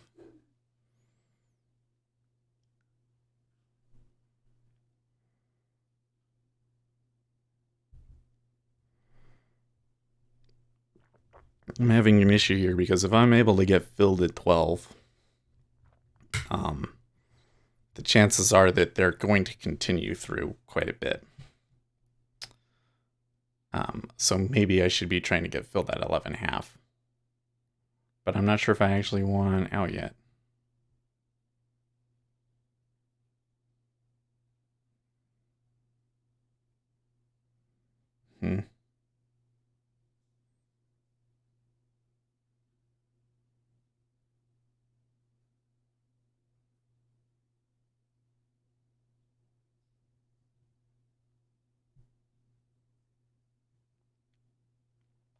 I like Nigel. He is great, especially the old videos of him ripping the EU a new one.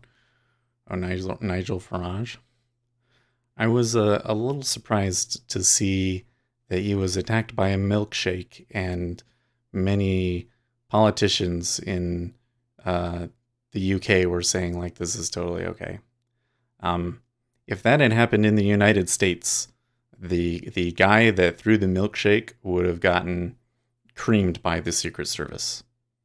And I have to ask, I don't know if there's any of you guys that are from Britain, but I kind of have to ask you guys, like, what the fuck is going on over there? Because that kind of thing is not okay. like it's not like it's a huge deal or anything like that, but if you allow any kind of that sort of a thing against any kind of politician, you're basically just begging somebody out there to do something even more crazy. You know what I mean? Burger King said themselves that it was okay. Yeah, I was surprised that Burger King was advertising off of it too. Attacked a pie and milkshake. Yeah. So basically, here's the longer story of it. There's a politician. Well, not really a politician. He's really more of like a YouTube star, right? What is his name? Tommy Robinson. And this is the guy that he was outside of a courthouse trying to cover a story where there was a rape gang, and he got put in prison for it. Very unjust, in my opinion. They had what they did to him was totally like not okay. People in the UK call him like say that he's like a racist white nationalist, that sort of thing, which is nonsense. It's like exaggeration of what they are, but they are far right. So he's out there in the public square, and he's decided he's going to run for office. He's out in the public square, and this Muslim guy kind of like attacks him, and like there was a lady that kind of like accidentally ended up in the middle of that and kind of got hurt. But anyways, like they have all that on video. Like he got attacked like 3 times there in the square, which I just allowing any kind of violence against somebody that's running for office like that, that can happen is very alarming to me. Because generally speaking, here in the United States, you're not even able to get even close to them. And they're just walking through the public square, and people are assaulting them, which is pretty crazy. So then later on, they confronted that Muslim guy again, and he had a milkshake with him, and he was acting like he was sorry or something like that, and then he threw the milkshake on him, which I also thought was quite surprising. So then the left thought that this was pretty funny, and they started doing it to other people. So you got, yep, here we go. So then Sargon, it happened to. I don't know a whole lot about Sargon. People keep telling me that he's a Nazi, but I don't know anything about Sargon. I don't understand why people are like it's crazy. But now they're starting to apply it to Nigel Farage, which again to me is kind of crazy, because Nigel Farage in the United States at least was quite admired for what he did for Brexit. And now people are saying that it's okay to throw things at them in public is a little concerning to me.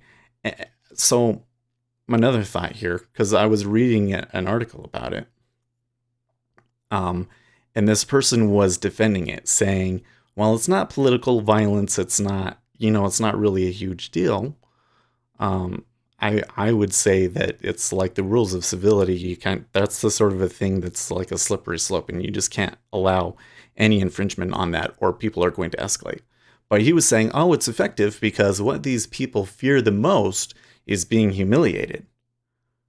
I think that there's a little bit of projection going on there. Listen, it's the left. The left is the one that their entire argument is basically premised on being popular, right? They are always the popular opinion. That's why when the left loses an election, it's a much bigger deal to them than when the right loses an election. The right almost expects to lose, but the left, if they lose, it's very destructive to their worldview, because they're not supposed to lose. They're the right ones. They're the ones that everybody agrees with, and they're right about everything, right? These guys on the right, like Tommy Robinson and stuff, you can't be going out there and experiencing the amount of backlash that you have and be afraid of being made fun of or being humiliated or whatever.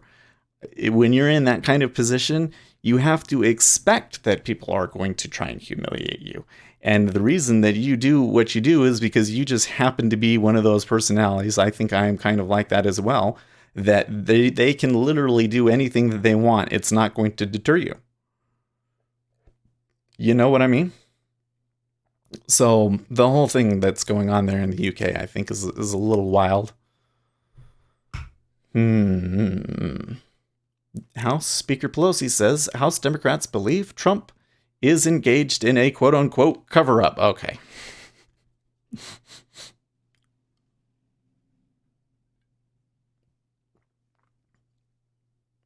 So this one is interesting. So Pelosi has been getting pushed by the Democrats. Is she seriously coming around to opening the possibility of impeaching Donald Trump? Or is she just trying to throw the far left in her party a bone?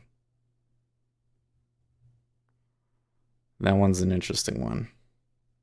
We're going to have to watch that. I'm really skeptical that that Pelosi will allow impeachment proceedings against Donald Trump. I'm really skeptical that that will happen because given the circumstances and the case that they have and the public opinion and apparently some of the other information that we're supposed to get in the next coming days and everything, I'd have to say that politically speaking, it's probably a really, really dumb idea. And I think that she knows that. But this is definitely a shift for her. Engaged in a cover-up. Interesting. Okay, so now the e-minis are appearing to getting are starting to get a little bit more of a sell, and we're getting another really strong volume node here at 12.5 and 12. 149.28 to 150 even looks like it could be the next supply level to test above 149.24. You know what, Uzi, you and John, you guys are pretty in sync today.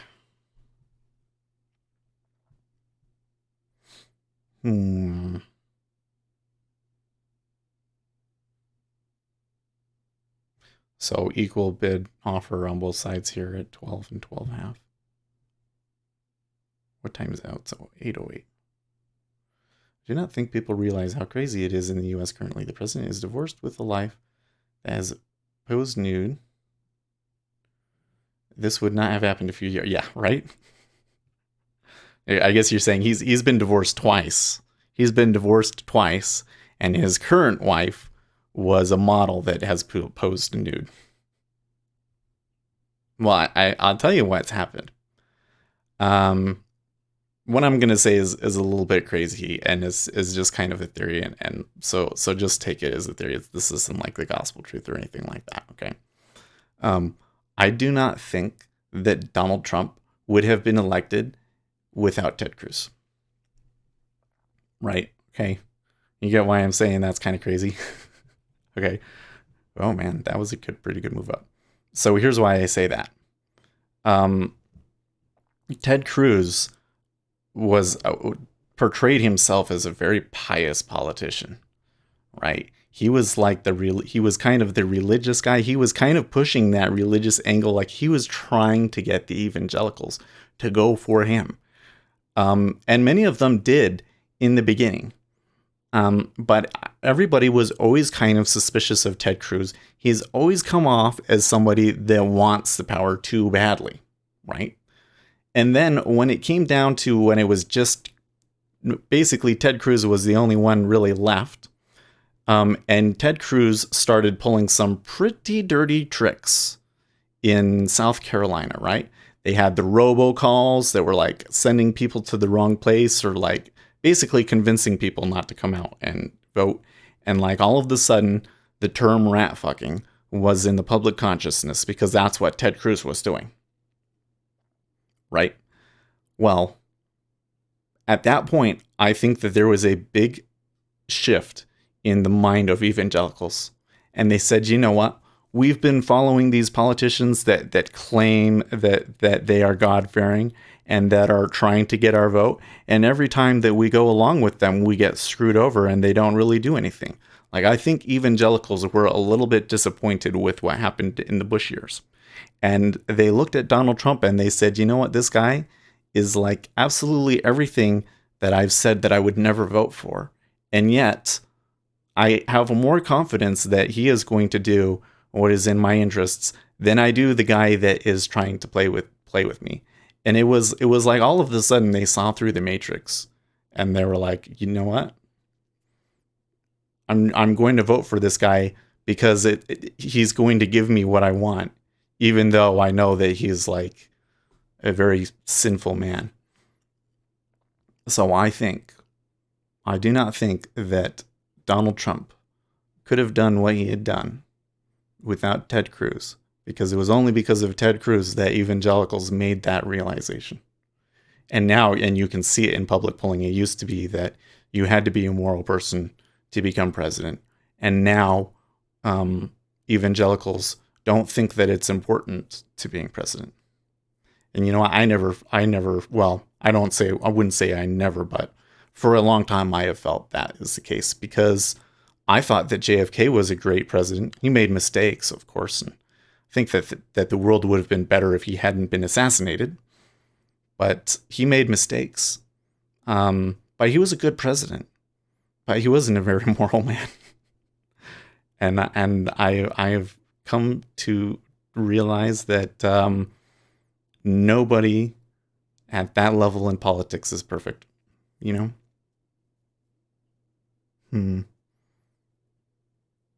Okay, well, we're having a hard time moving forward through here at 13. There's certainly a lot of volume now, or liquidity sitting now at 15. But I think that I'm going to take a profit here, because if they're going to take another turn, I don't know how long it will take. And I have about 15 minutes left. Well, they're making the 12.5 look weak. This one is a little bit of a mind bender again, because today there's been a lot of, you see that, and they just go down and down and down. This time they're stacking. Okay, cool. Cool. Well, so we made our 4 ticks. I think they could go higher still. I think that 15 is really likely now. And like they were like Uzi and John were saying, I think that 150 even looks really likely now too. I just think that the probability of a slight pullback at this particular time is fairly reasonable, and they look pretty balanced at 13. So I think that you got to take it there at 13. Is that what I took, right? Took 10 to 13. Yeah, it's a good trade. If I had taken the first one, if I had taken the +4 on the first one, I would have had a really, really good day.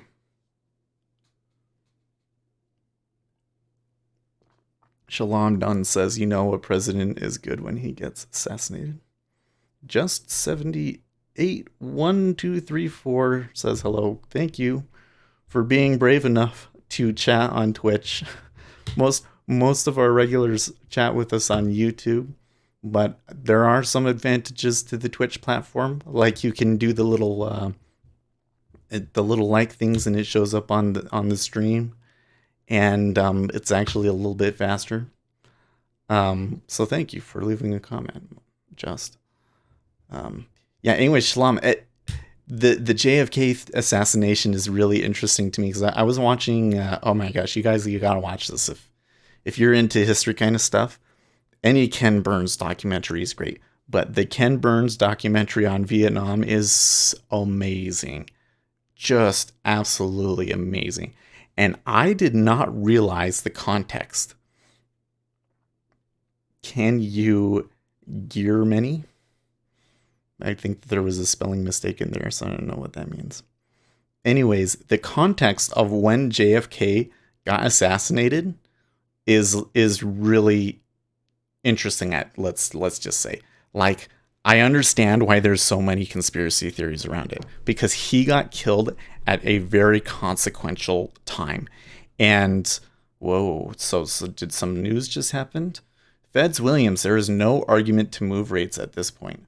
We are around neutral interest rate. Man, I got really fucking lucky that I got out of that thing. This is nuts. What is what is going on? Okay. All of that off of what Williams just said? That what the hell?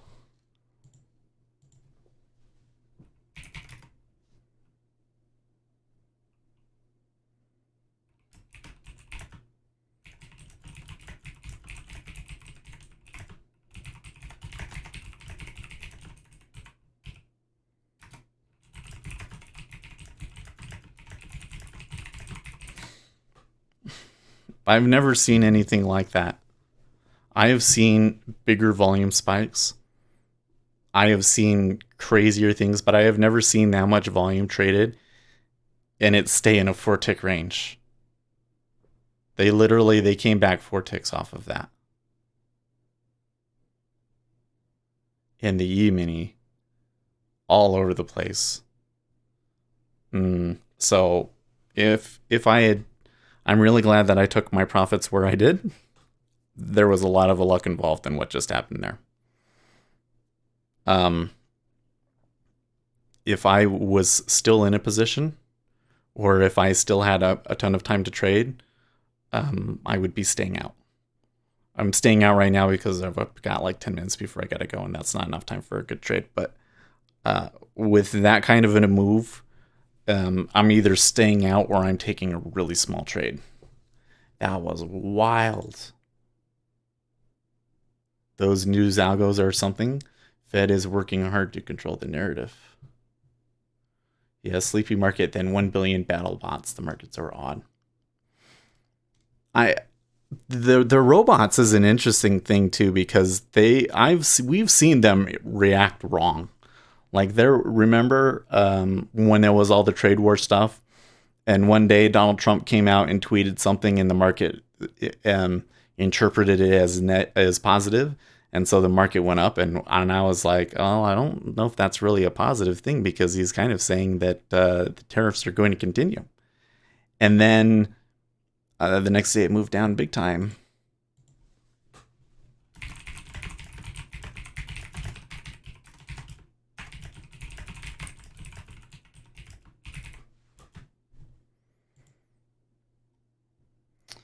Mnuchin, Trump and Xi likely to see each other at the end of June. There is no.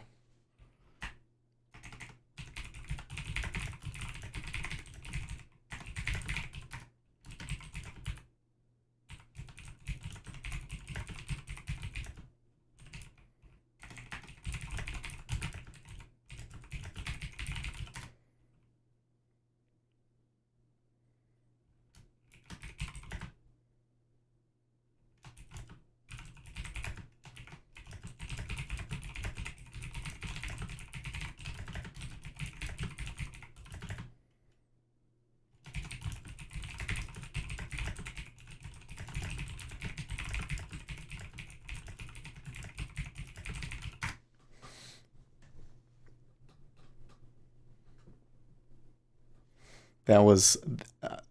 Um, Shalom, give me control of a nation's money, and I care not who makes the laws.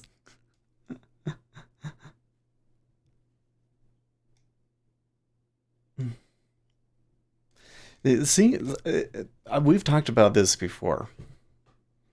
Sometimes I have this feeling to always be contradictory, but I agree with you in this case. But people seem to think that the largest amount of people that agree on something that's the way that it should be done. No, bad way of doing things. Quite yeah. Live action says good reason to use stops. Absolutely, man. my recommendation here in the 10-year, if something moves more than 4 ticks against you before you can react to it, you need to get out. You need to get out. I mean, treasuries don't move very often, but when they do, it would not have been unreasonable for what just happened there to have moved us down 10 ticks. I've seen that before. You've got to get out. You are not fast enough to react to that. That was really wild. Okay, anyways. We're a constitutional republic with states' rights, particularly because history has shown us that mob rule is not very effective because humans are so susceptible to various what do we say? There's various cognitive biases that humans have, and there's one person, one individual person that's very close to the situation and understands the situation might not be fooled. But when you take a large population, you will generally be able to fool most of them. They say you can fool most of the people some of the time, and you can fool. I don't even know what the phrase is, right? It's like you can fool some of the people, but you can never fool all of the people all of the time. Something like that. Anyways, that's why we have a constitutional republic, right? Well, some people think that, okay, this big company, that they are a big company, they have too much power, and we need to do something to fight the big corporations because they shouldn't have any power. Well, sometimes big corporations do abuse their power and do things that are wrong. But you need to realize that this is a feature of democracy. This is a feature of the American Republic, right? The money tends to control policy, and it does that so in that way because that's what creates the most money. And America has been successful because of that. And of course, you will always get to a spot where that corporation has overstepped itself and the people will fight against it. And at that point, there's enough people that they can overcome that power. But you can't just sit down and say that it's always a bad thing. It's a feature. It's a feature of the United States, and it's always going to be that way, that the money tends to win. The money tends to win because that's the strongest interest that is most pertinent to the nation's future success. And in order to overcome that, you have to have a really good fucking reason. Kind of crazy and not the sort of thing that we would like to think about the way that the United States works. But that's the way that it is. Sometimes reality is often disappointing. Well, Alligator says, well, still in caught off guard, seems buyers don't pull, but no aggression. Man.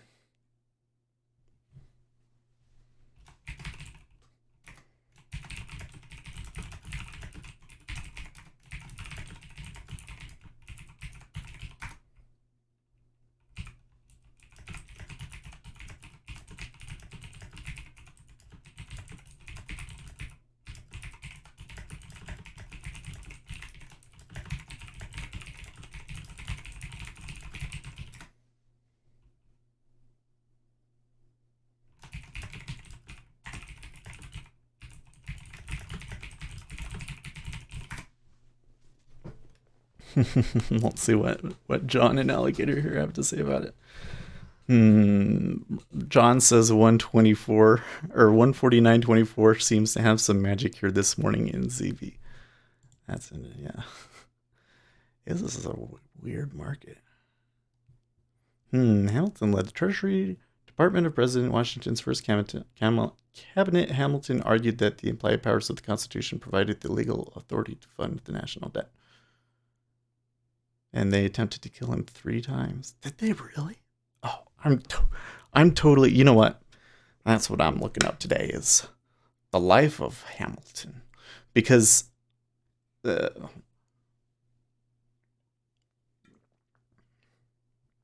that was the thing, right? Is he wanted a Bank of the U.S. and then they didn't want it, and I think that he failed, right? And then later on they got it, and then Jackson got rid of it, and then it was a complete dumpster fire for like 30 years or whatever. And then they brought it back and they got the Federal Reserve. Well, I have to say, you know what? The way that the Bank of the U.S. was structured and everything, that was a bad thing. You shouldn't have that. I like the way that the Federal Reserve works, though. And it really bothers me when people start sharing the conspiracy theories around the Federal Reserve, because it doesn't work that way. You think about this. You're talking about all of the conspiracy theories and stuff that people have around the Federal Reserve. Herman Cain turned down being put on the Federal Reserve because he said that he wouldn't make enough money. Okay? Just saying. Block by. Maybe there are benefits to being a Federal Reserve board member that he wasn't aware of, and he made a really foolish decision there, but you gotta wonder. Okay, so there was a 4K block buy at 11.5. I'm not going to take another trade, at least not live. I made my 6 ticks. I'm happy. I'm profitable for the week at least. There's still that dumpster fire of what was it, Friday? Was it Friday? No, it wasn't Friday, was it? It was Monday. So I guess I'm not profitable for the week. But man, Monday sucked. Monday really sucked. But anyways, I made 4 ticks today. That's good, and I'm happy with it. Conspiracy theories around money, is this normally true? I've never seen any evidence to prove any of that nonsense. It seems to me like it's nonsense that people just believe because there's money around it. Crude oil report in 2 minutes. Thank you, John. We actually did lose a couple of viewers there after that. They probably didn't want to hear me talk about how, some of the things that we, there we go. Well, the last 30 minutes or so. So they actually missed it looks like, and when did I close this? I closed at 8:13. Oh, that's interesting. I'm gonna go watch back the video and see what it was that, it normally does tend to happen.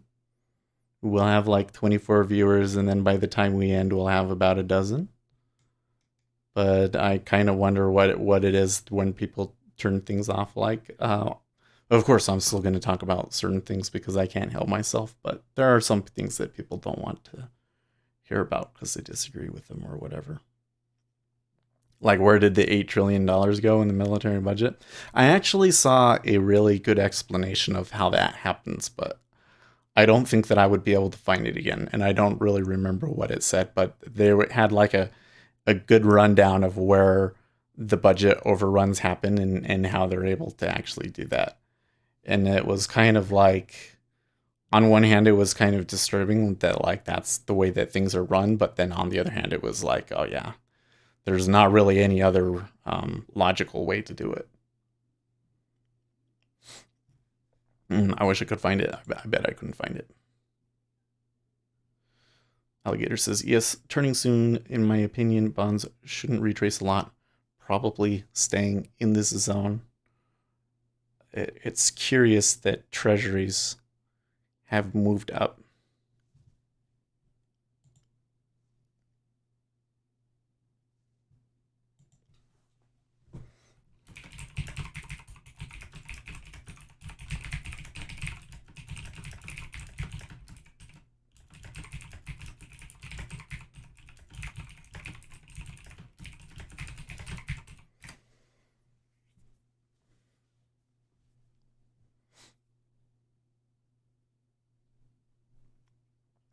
There's going to be a lot of really salty people.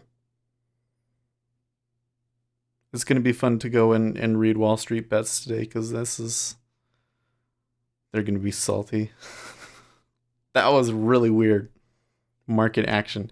And it's odd that Treasuries moved up as high as they did.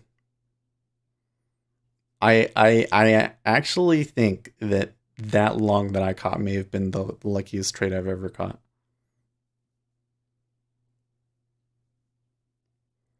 So maybe RN Jesus was feeling sorry for me a little bit for what I did to myself on Monday and is throwing me a bone or something because that was really fucking lucky. Mmm. The Pentagon records of the where the 8 trillion were destroyed, but no, really? You're gonna have to give me a source on that one. You know what you can do, Shalom? Um, or I think you should do this every day. I want comments on the video, absolutely, and I totally would love to go back and forth and talk about this stuff on we can do it in the comments, right? So what you should do, go find a link for that and put it in the comments of the video because I want to read about that and see where you're getting that from. So I've never heard that before. If you work a register at a job and you're missing $10, that is a problem. Yet. But the problem is that they are allowed to overrun their budgets. So it did actually get used somewhere. They just don't have good enough record keeping for us to track where it went. And that's the thing that is really scary about it, is that it's likely that it all went into waste and not some super secret government project of whatever. But I don't know. Who knows what kind of weird, crazy things the government is working on right now. I look back and the stuff that they were working on in the 80s and 90s that we didn't really know about and we know about now, where it's like, whoa, wait, what? They did what now? The government actually did make rotating UFOs? Okay.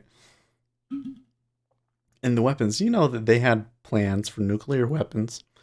Like, well, of course they had plans for nuclear weapons, but we have a thermonuclear weapon that you have a small nuke that is an implosion nuke, and then that it makes it hot enough that another gas ignites. And the government realized that they can actually do this, like they can stack these on top of each other. And they had designs that they never built, but they had designs for bombs that they estimated were so strong that the blast would be the diameter of Earth's atmosphere.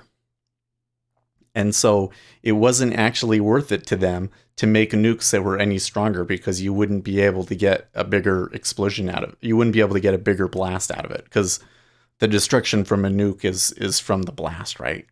So if you got it where it's literally the radius of the atmosphere, then you're not able to get any more blast out of it. They were trying to get Godzilla. Right? Oh man. Hey, you know what? There's a Godzilla anime on Netflix, and the end of it is a little bit depressing, but it's really good. You should go watch it. It's really highbrow. Like the technology and the politics and everything around it are really it's the sort of thing that if I wanted to say that I was so smart, I would be like, oh yeah, Godzilla is the greatest thing ever made. It was so brainy it almost made me nauseous at times. But it's good. You should watch it. I really enjoyed it. Okay, well, I think we can sit around for another 10 minutes or so, but let's do the cryptocurrency stuff, yeah? I'm actually looking at this and I'm like, it's been so long, but it's only 8:35, so time flies a little bit faster when you're in a trade. Been out of a trade for 20 minutes now. I think you can kind of see with where the market is here. I think probably, excuse me, I'm getting like the hiccups and everything. No. Put it in the comments, dude. Put it in the comments so that we can reply back and forth after I go. And then we can have the conversation in the bottom. And it makes the video, it helps the video and the algorithm, but it's just a better way to continue the conversation after we're done here. I'd be happy if they could just focus on getting me my mail. Get your boss to allow you to work from 10 a.m., right?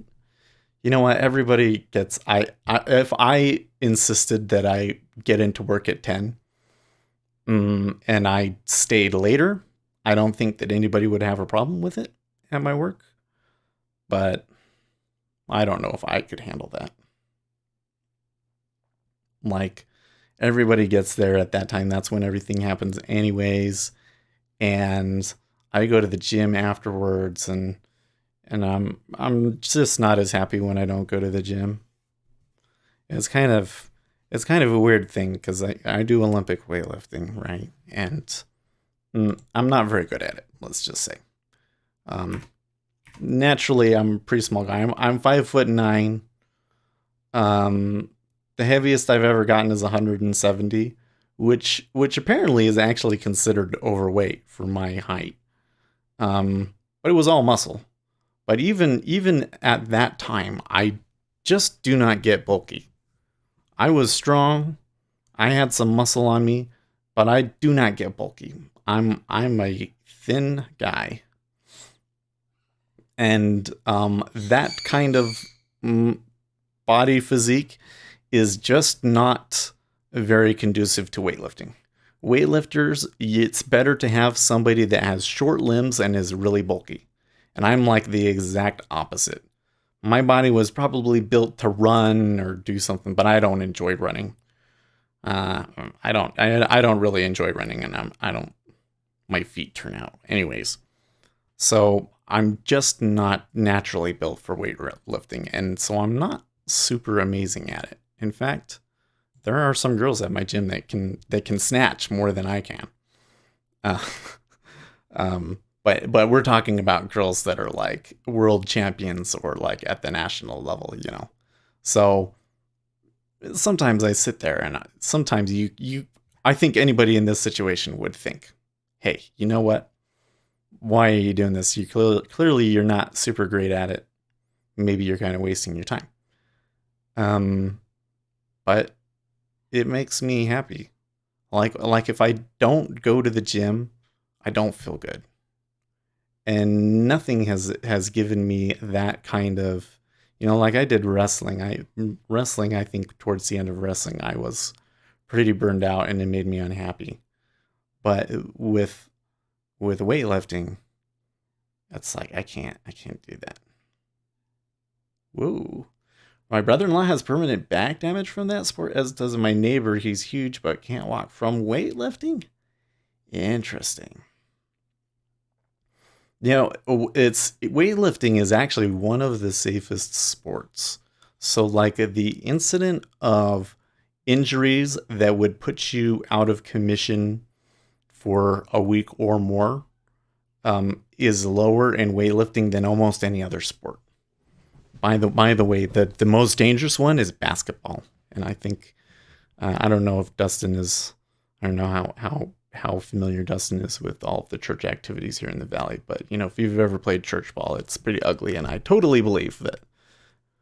understand why there would be that much. There's a mysterious surge in dollar bills in circulation. So Shalom, save all those links up. Go to the bottom of the video. Scroll down and post them in the comments if it'll let you, because I don't think that I'll be able to see those later today. Well, it's easier for me to see the comments, and it's easier. I can like respond back to them afterwards. So that's a better way to do it. Church ball is a contact sport. Totally is. Maxing out on weightlifting is the bad. Well, so what can happen to you when you do weightlifting and you max out? if you're going really, really heavy, there are a couple of places where you can screw up and you can really hurt yourself, and you can go and watch the videos of it, and it's not pretty. But I have never seen any of that happen. Never happens. The most significant injury that we ever had the two most significant injuries we ever had at my gym. One was there was a guy and he was warming up and he hit himself in the forehead with the bar.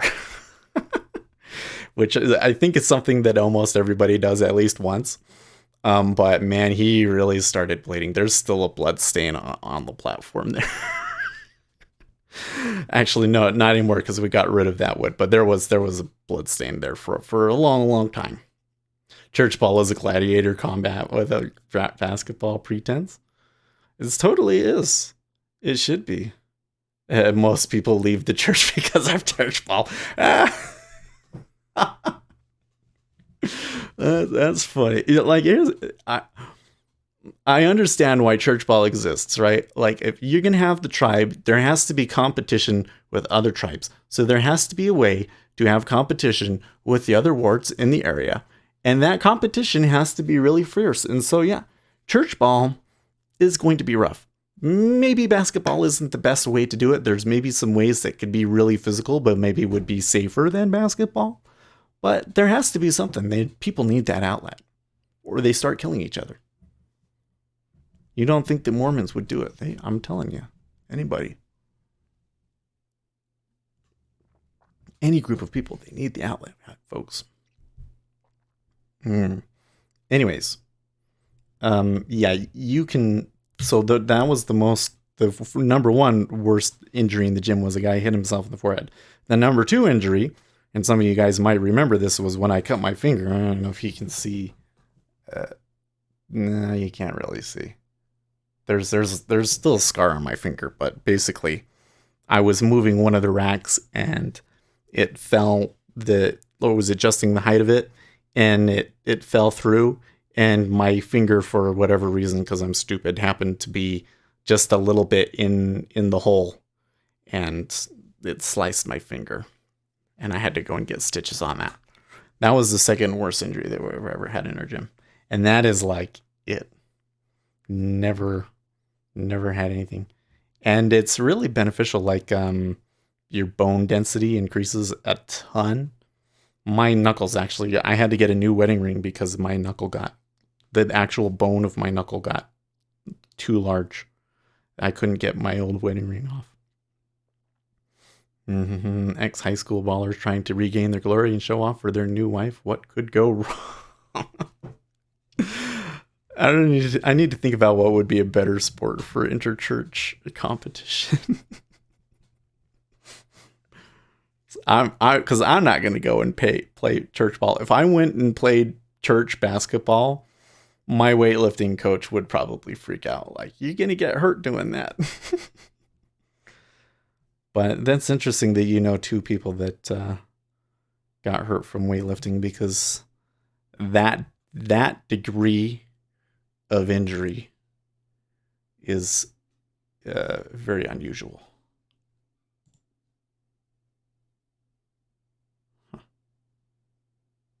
So it's kind of weird thing. I was looking at my position window here. I did make 4 ticks, but for some reason it says that my closed is negative. So Jigsaw is messed up.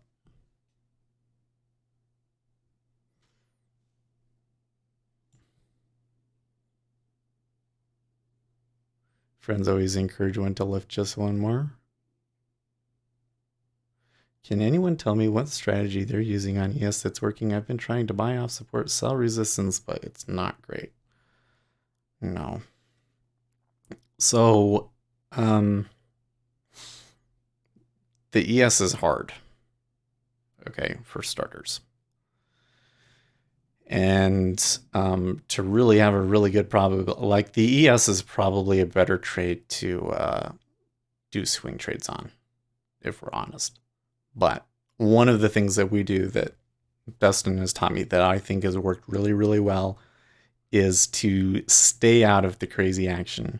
So we sell it. Typically, we sell it before the open. Sometimes I'll do it after 15 minutes after the open or 30 minutes after the open.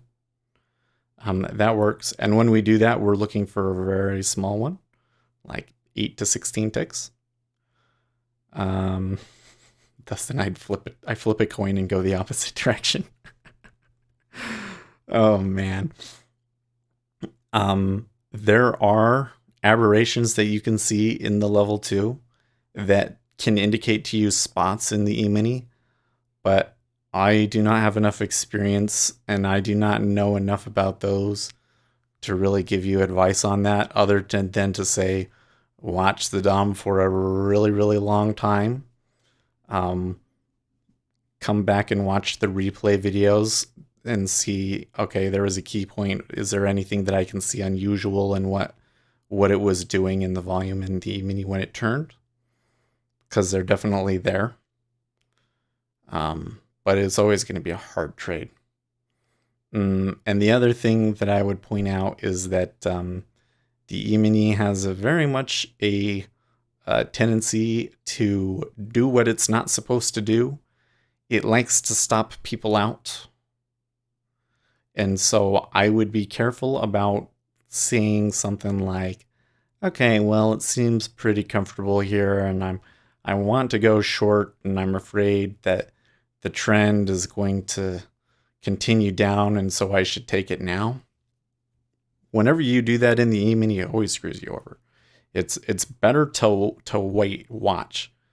Say to yourself, is somebody being screwed over right now by the way that the E-mini is moving? Wait until it does that. Wait until somebody is screwed over, and then maybe you can take a trade. If it's to the right spot and it does everything else that you want. I've got a guy in the CME. He lets me know when they're changing directions. I post them in here. Let's all get rich. He's joking, but he's done a pretty good job. He's made some pretty prescient calls. We haven't caught a really good winner in a while, but there was a time there where he would catch him every time, and I'm like, what the heck? Oh my gosh, how is he doing that?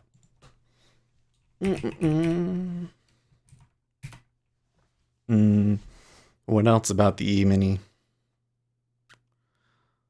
Yeah, I don't know. You've got to be really careful about picking your spot, and it's hard. And I don't think I have it figured out, even though I've done pretty good with. I've done pretty good with the. Oh, doesn't like me.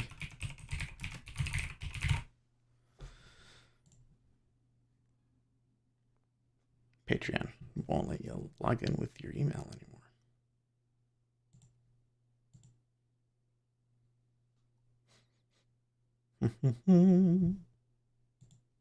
Well, I've got to post these notes I've been yapping. Hey, they did make it back up to at least 13. Oh, did they actually make a new high there? They did. So maybe you could have gotten 14. Well, only 403. So maybe there was another. But you could have bought it back at 11.5. So there could have been at least another 4 ticks in it for you.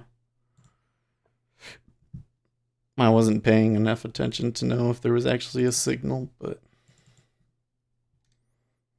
I'm kind of mad at myself for that first trade because I said to myself, like, I think it's going to go. I can give myself the room and it's okay. And then I did that and it didn't work out. But I should have been saying, hey, let's just take this opportunity now. And it'll give us another one later. And it did. And if I had done that, then I could have had almost a 16 tick day.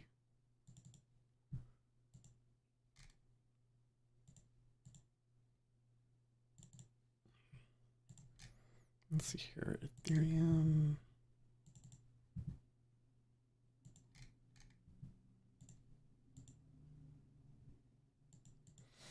I guess we haven't really talked about Bitcoin much today, have we? I don't know if you guys want to talk about Bitcoin. if you haven't looked at Bitfinex on Twitter, you should check that out if you're interested in cryptocurrencies, because he has been sharing with us information coming out of the court cases with Bitfinex, and it just gets more and more ugly. They they basically, they've not only have they not been fully backed, but they have been using their dollar reserves to buy Bitcoin. So people are buying Bitcoin with Tether, and that Tether happens to be backed by other Bitcoin. That's a little scary, right? And then they pretty much just outright said that they see where people have their stops, and they use that money to go and stop people out and make money at their expense. And then, man, I hope that they get the fucking book thrown at them, because what they're doing is super, like when you think about it, the greatest scam in history. What they're doing at Bitfinex, the biggest scam in history. That's what's going on. You say that's funny, but I was listening to a video from a guy in the CME say traders are 61% net long on the S&P, and I was like, can we get that kind of data live? But it's about surviving the trend to get stopped out. The trick is to get in when the big boys get in, so that you don't get stopped out. Yep. It's interesting that, because I've always thought Dustin was kind of more of a range bound trader and everything, but he still sees it the same way that I do. Ryan L. So get in on iceberg orders. Does that work? Yes and no. So here's the problem with iceberg orders. Number one, when you see an iceberg order, that is a good indication that you're trading with a whale. That is good. But there is more than one whale out there. So if you pick the wrong whale, you could still get taken out. And the thing is that you know, the traders, they would much rather stop out a big trader, right? Right. So that's where an iceberg kind of becomes a 50-50 thing. And one of the things that you will notice about really big icebergs, you can kind of see it in ZN, but you only see it around the one tick. But you definitely tend to see it in the ES, is that they'll tend to rotate around it a little bit. Like anytime that a whale shows their hand, people are going to be hunting them at that point. So an iceberg is a helpful indicator, but it's not enough on its own, right? But that's where, like, one of the things that I would watch for, stop runs, right? You look at, like, this is where I think that treasuries are so useful to trade, because you can see it so clearly in treasuries because it's only happening at one price. Whereas in the E-mini, it's happening at multiple prices, and it can be hard to really see what's really going on. But maybe you have a spot that you think is going to hold, and then they trade up, and as soon as it trades up, you immediately see 500 contracts hit into the next price. Like if we ticked up and immediately on the uptick we saw 500 contracts trade into 13.5, that stops usually, right? So now at that point, you have to ask yourself, okay, how many people stopped out? What is the context of what's going on? Is that a continuation or not? Now, often when you get a stop out, like of the news that we had earlier, or like the one that I did, that was a stop run, totally. That's usually a good place to turn, that it turns. My style is to look for sniper-like setups, take the trade, target 2 points. Yeah. Well, you want to be, I think for a new trader, you want to be taking something that maybe you take 4 trades. Like maybe you take a trade every 30 minutes. These people that they take dozens of trades, they don't make money in the long run. Okay, so I need to write something here.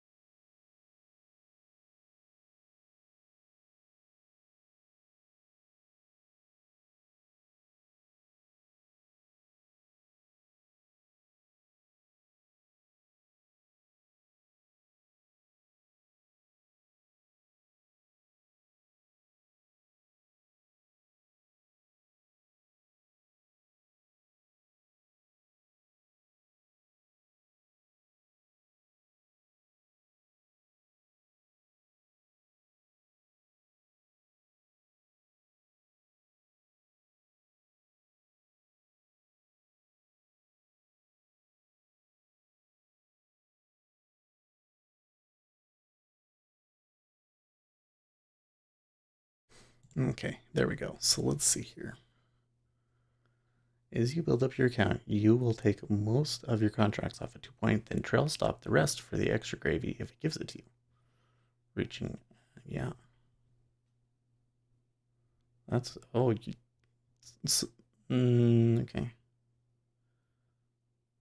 And that was all we needed for that kind of volume? Seems a little misplaced.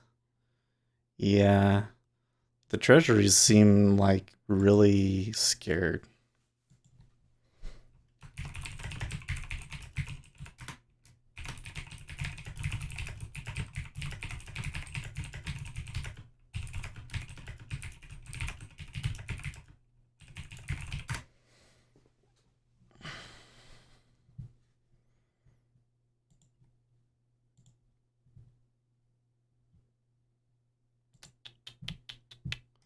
Was there more? I don't want to stop the stream because you guys are having a good conversation, but I've got to go. My recommendation to you, if you scroll down and look at the video description, I have a Discord link. Discord is a great program. It runs in your web browser, or you can download the desktop application. We have a ton of different channels. So we have a channel for equity indexes, and you can talk about it in there. Really great resource, and that's the place that I would go if you want to chit chat after the video. Also, the video comments down at the bottom. Let's go and do that right now. Let's go put in our own comment.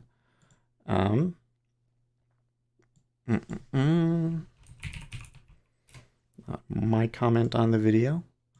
Lucas has been putting comments in every day, and I really appreciate the things that he says, and I like to hear about how he was doing that day.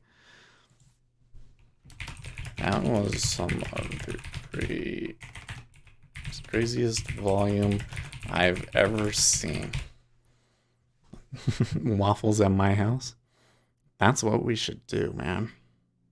I want to, if my yard was finished. So my birthday is is it Friday? Yes, it's next Friday. It's on the 31st. And I was hoping that I was going to have my yard finished before my birthday. But it keeps raining. It is like the Amazon rainforest in Utah. And I can't seem to get a dry day when I have free time. So otherwise I would be like, oh, let's totally have a party.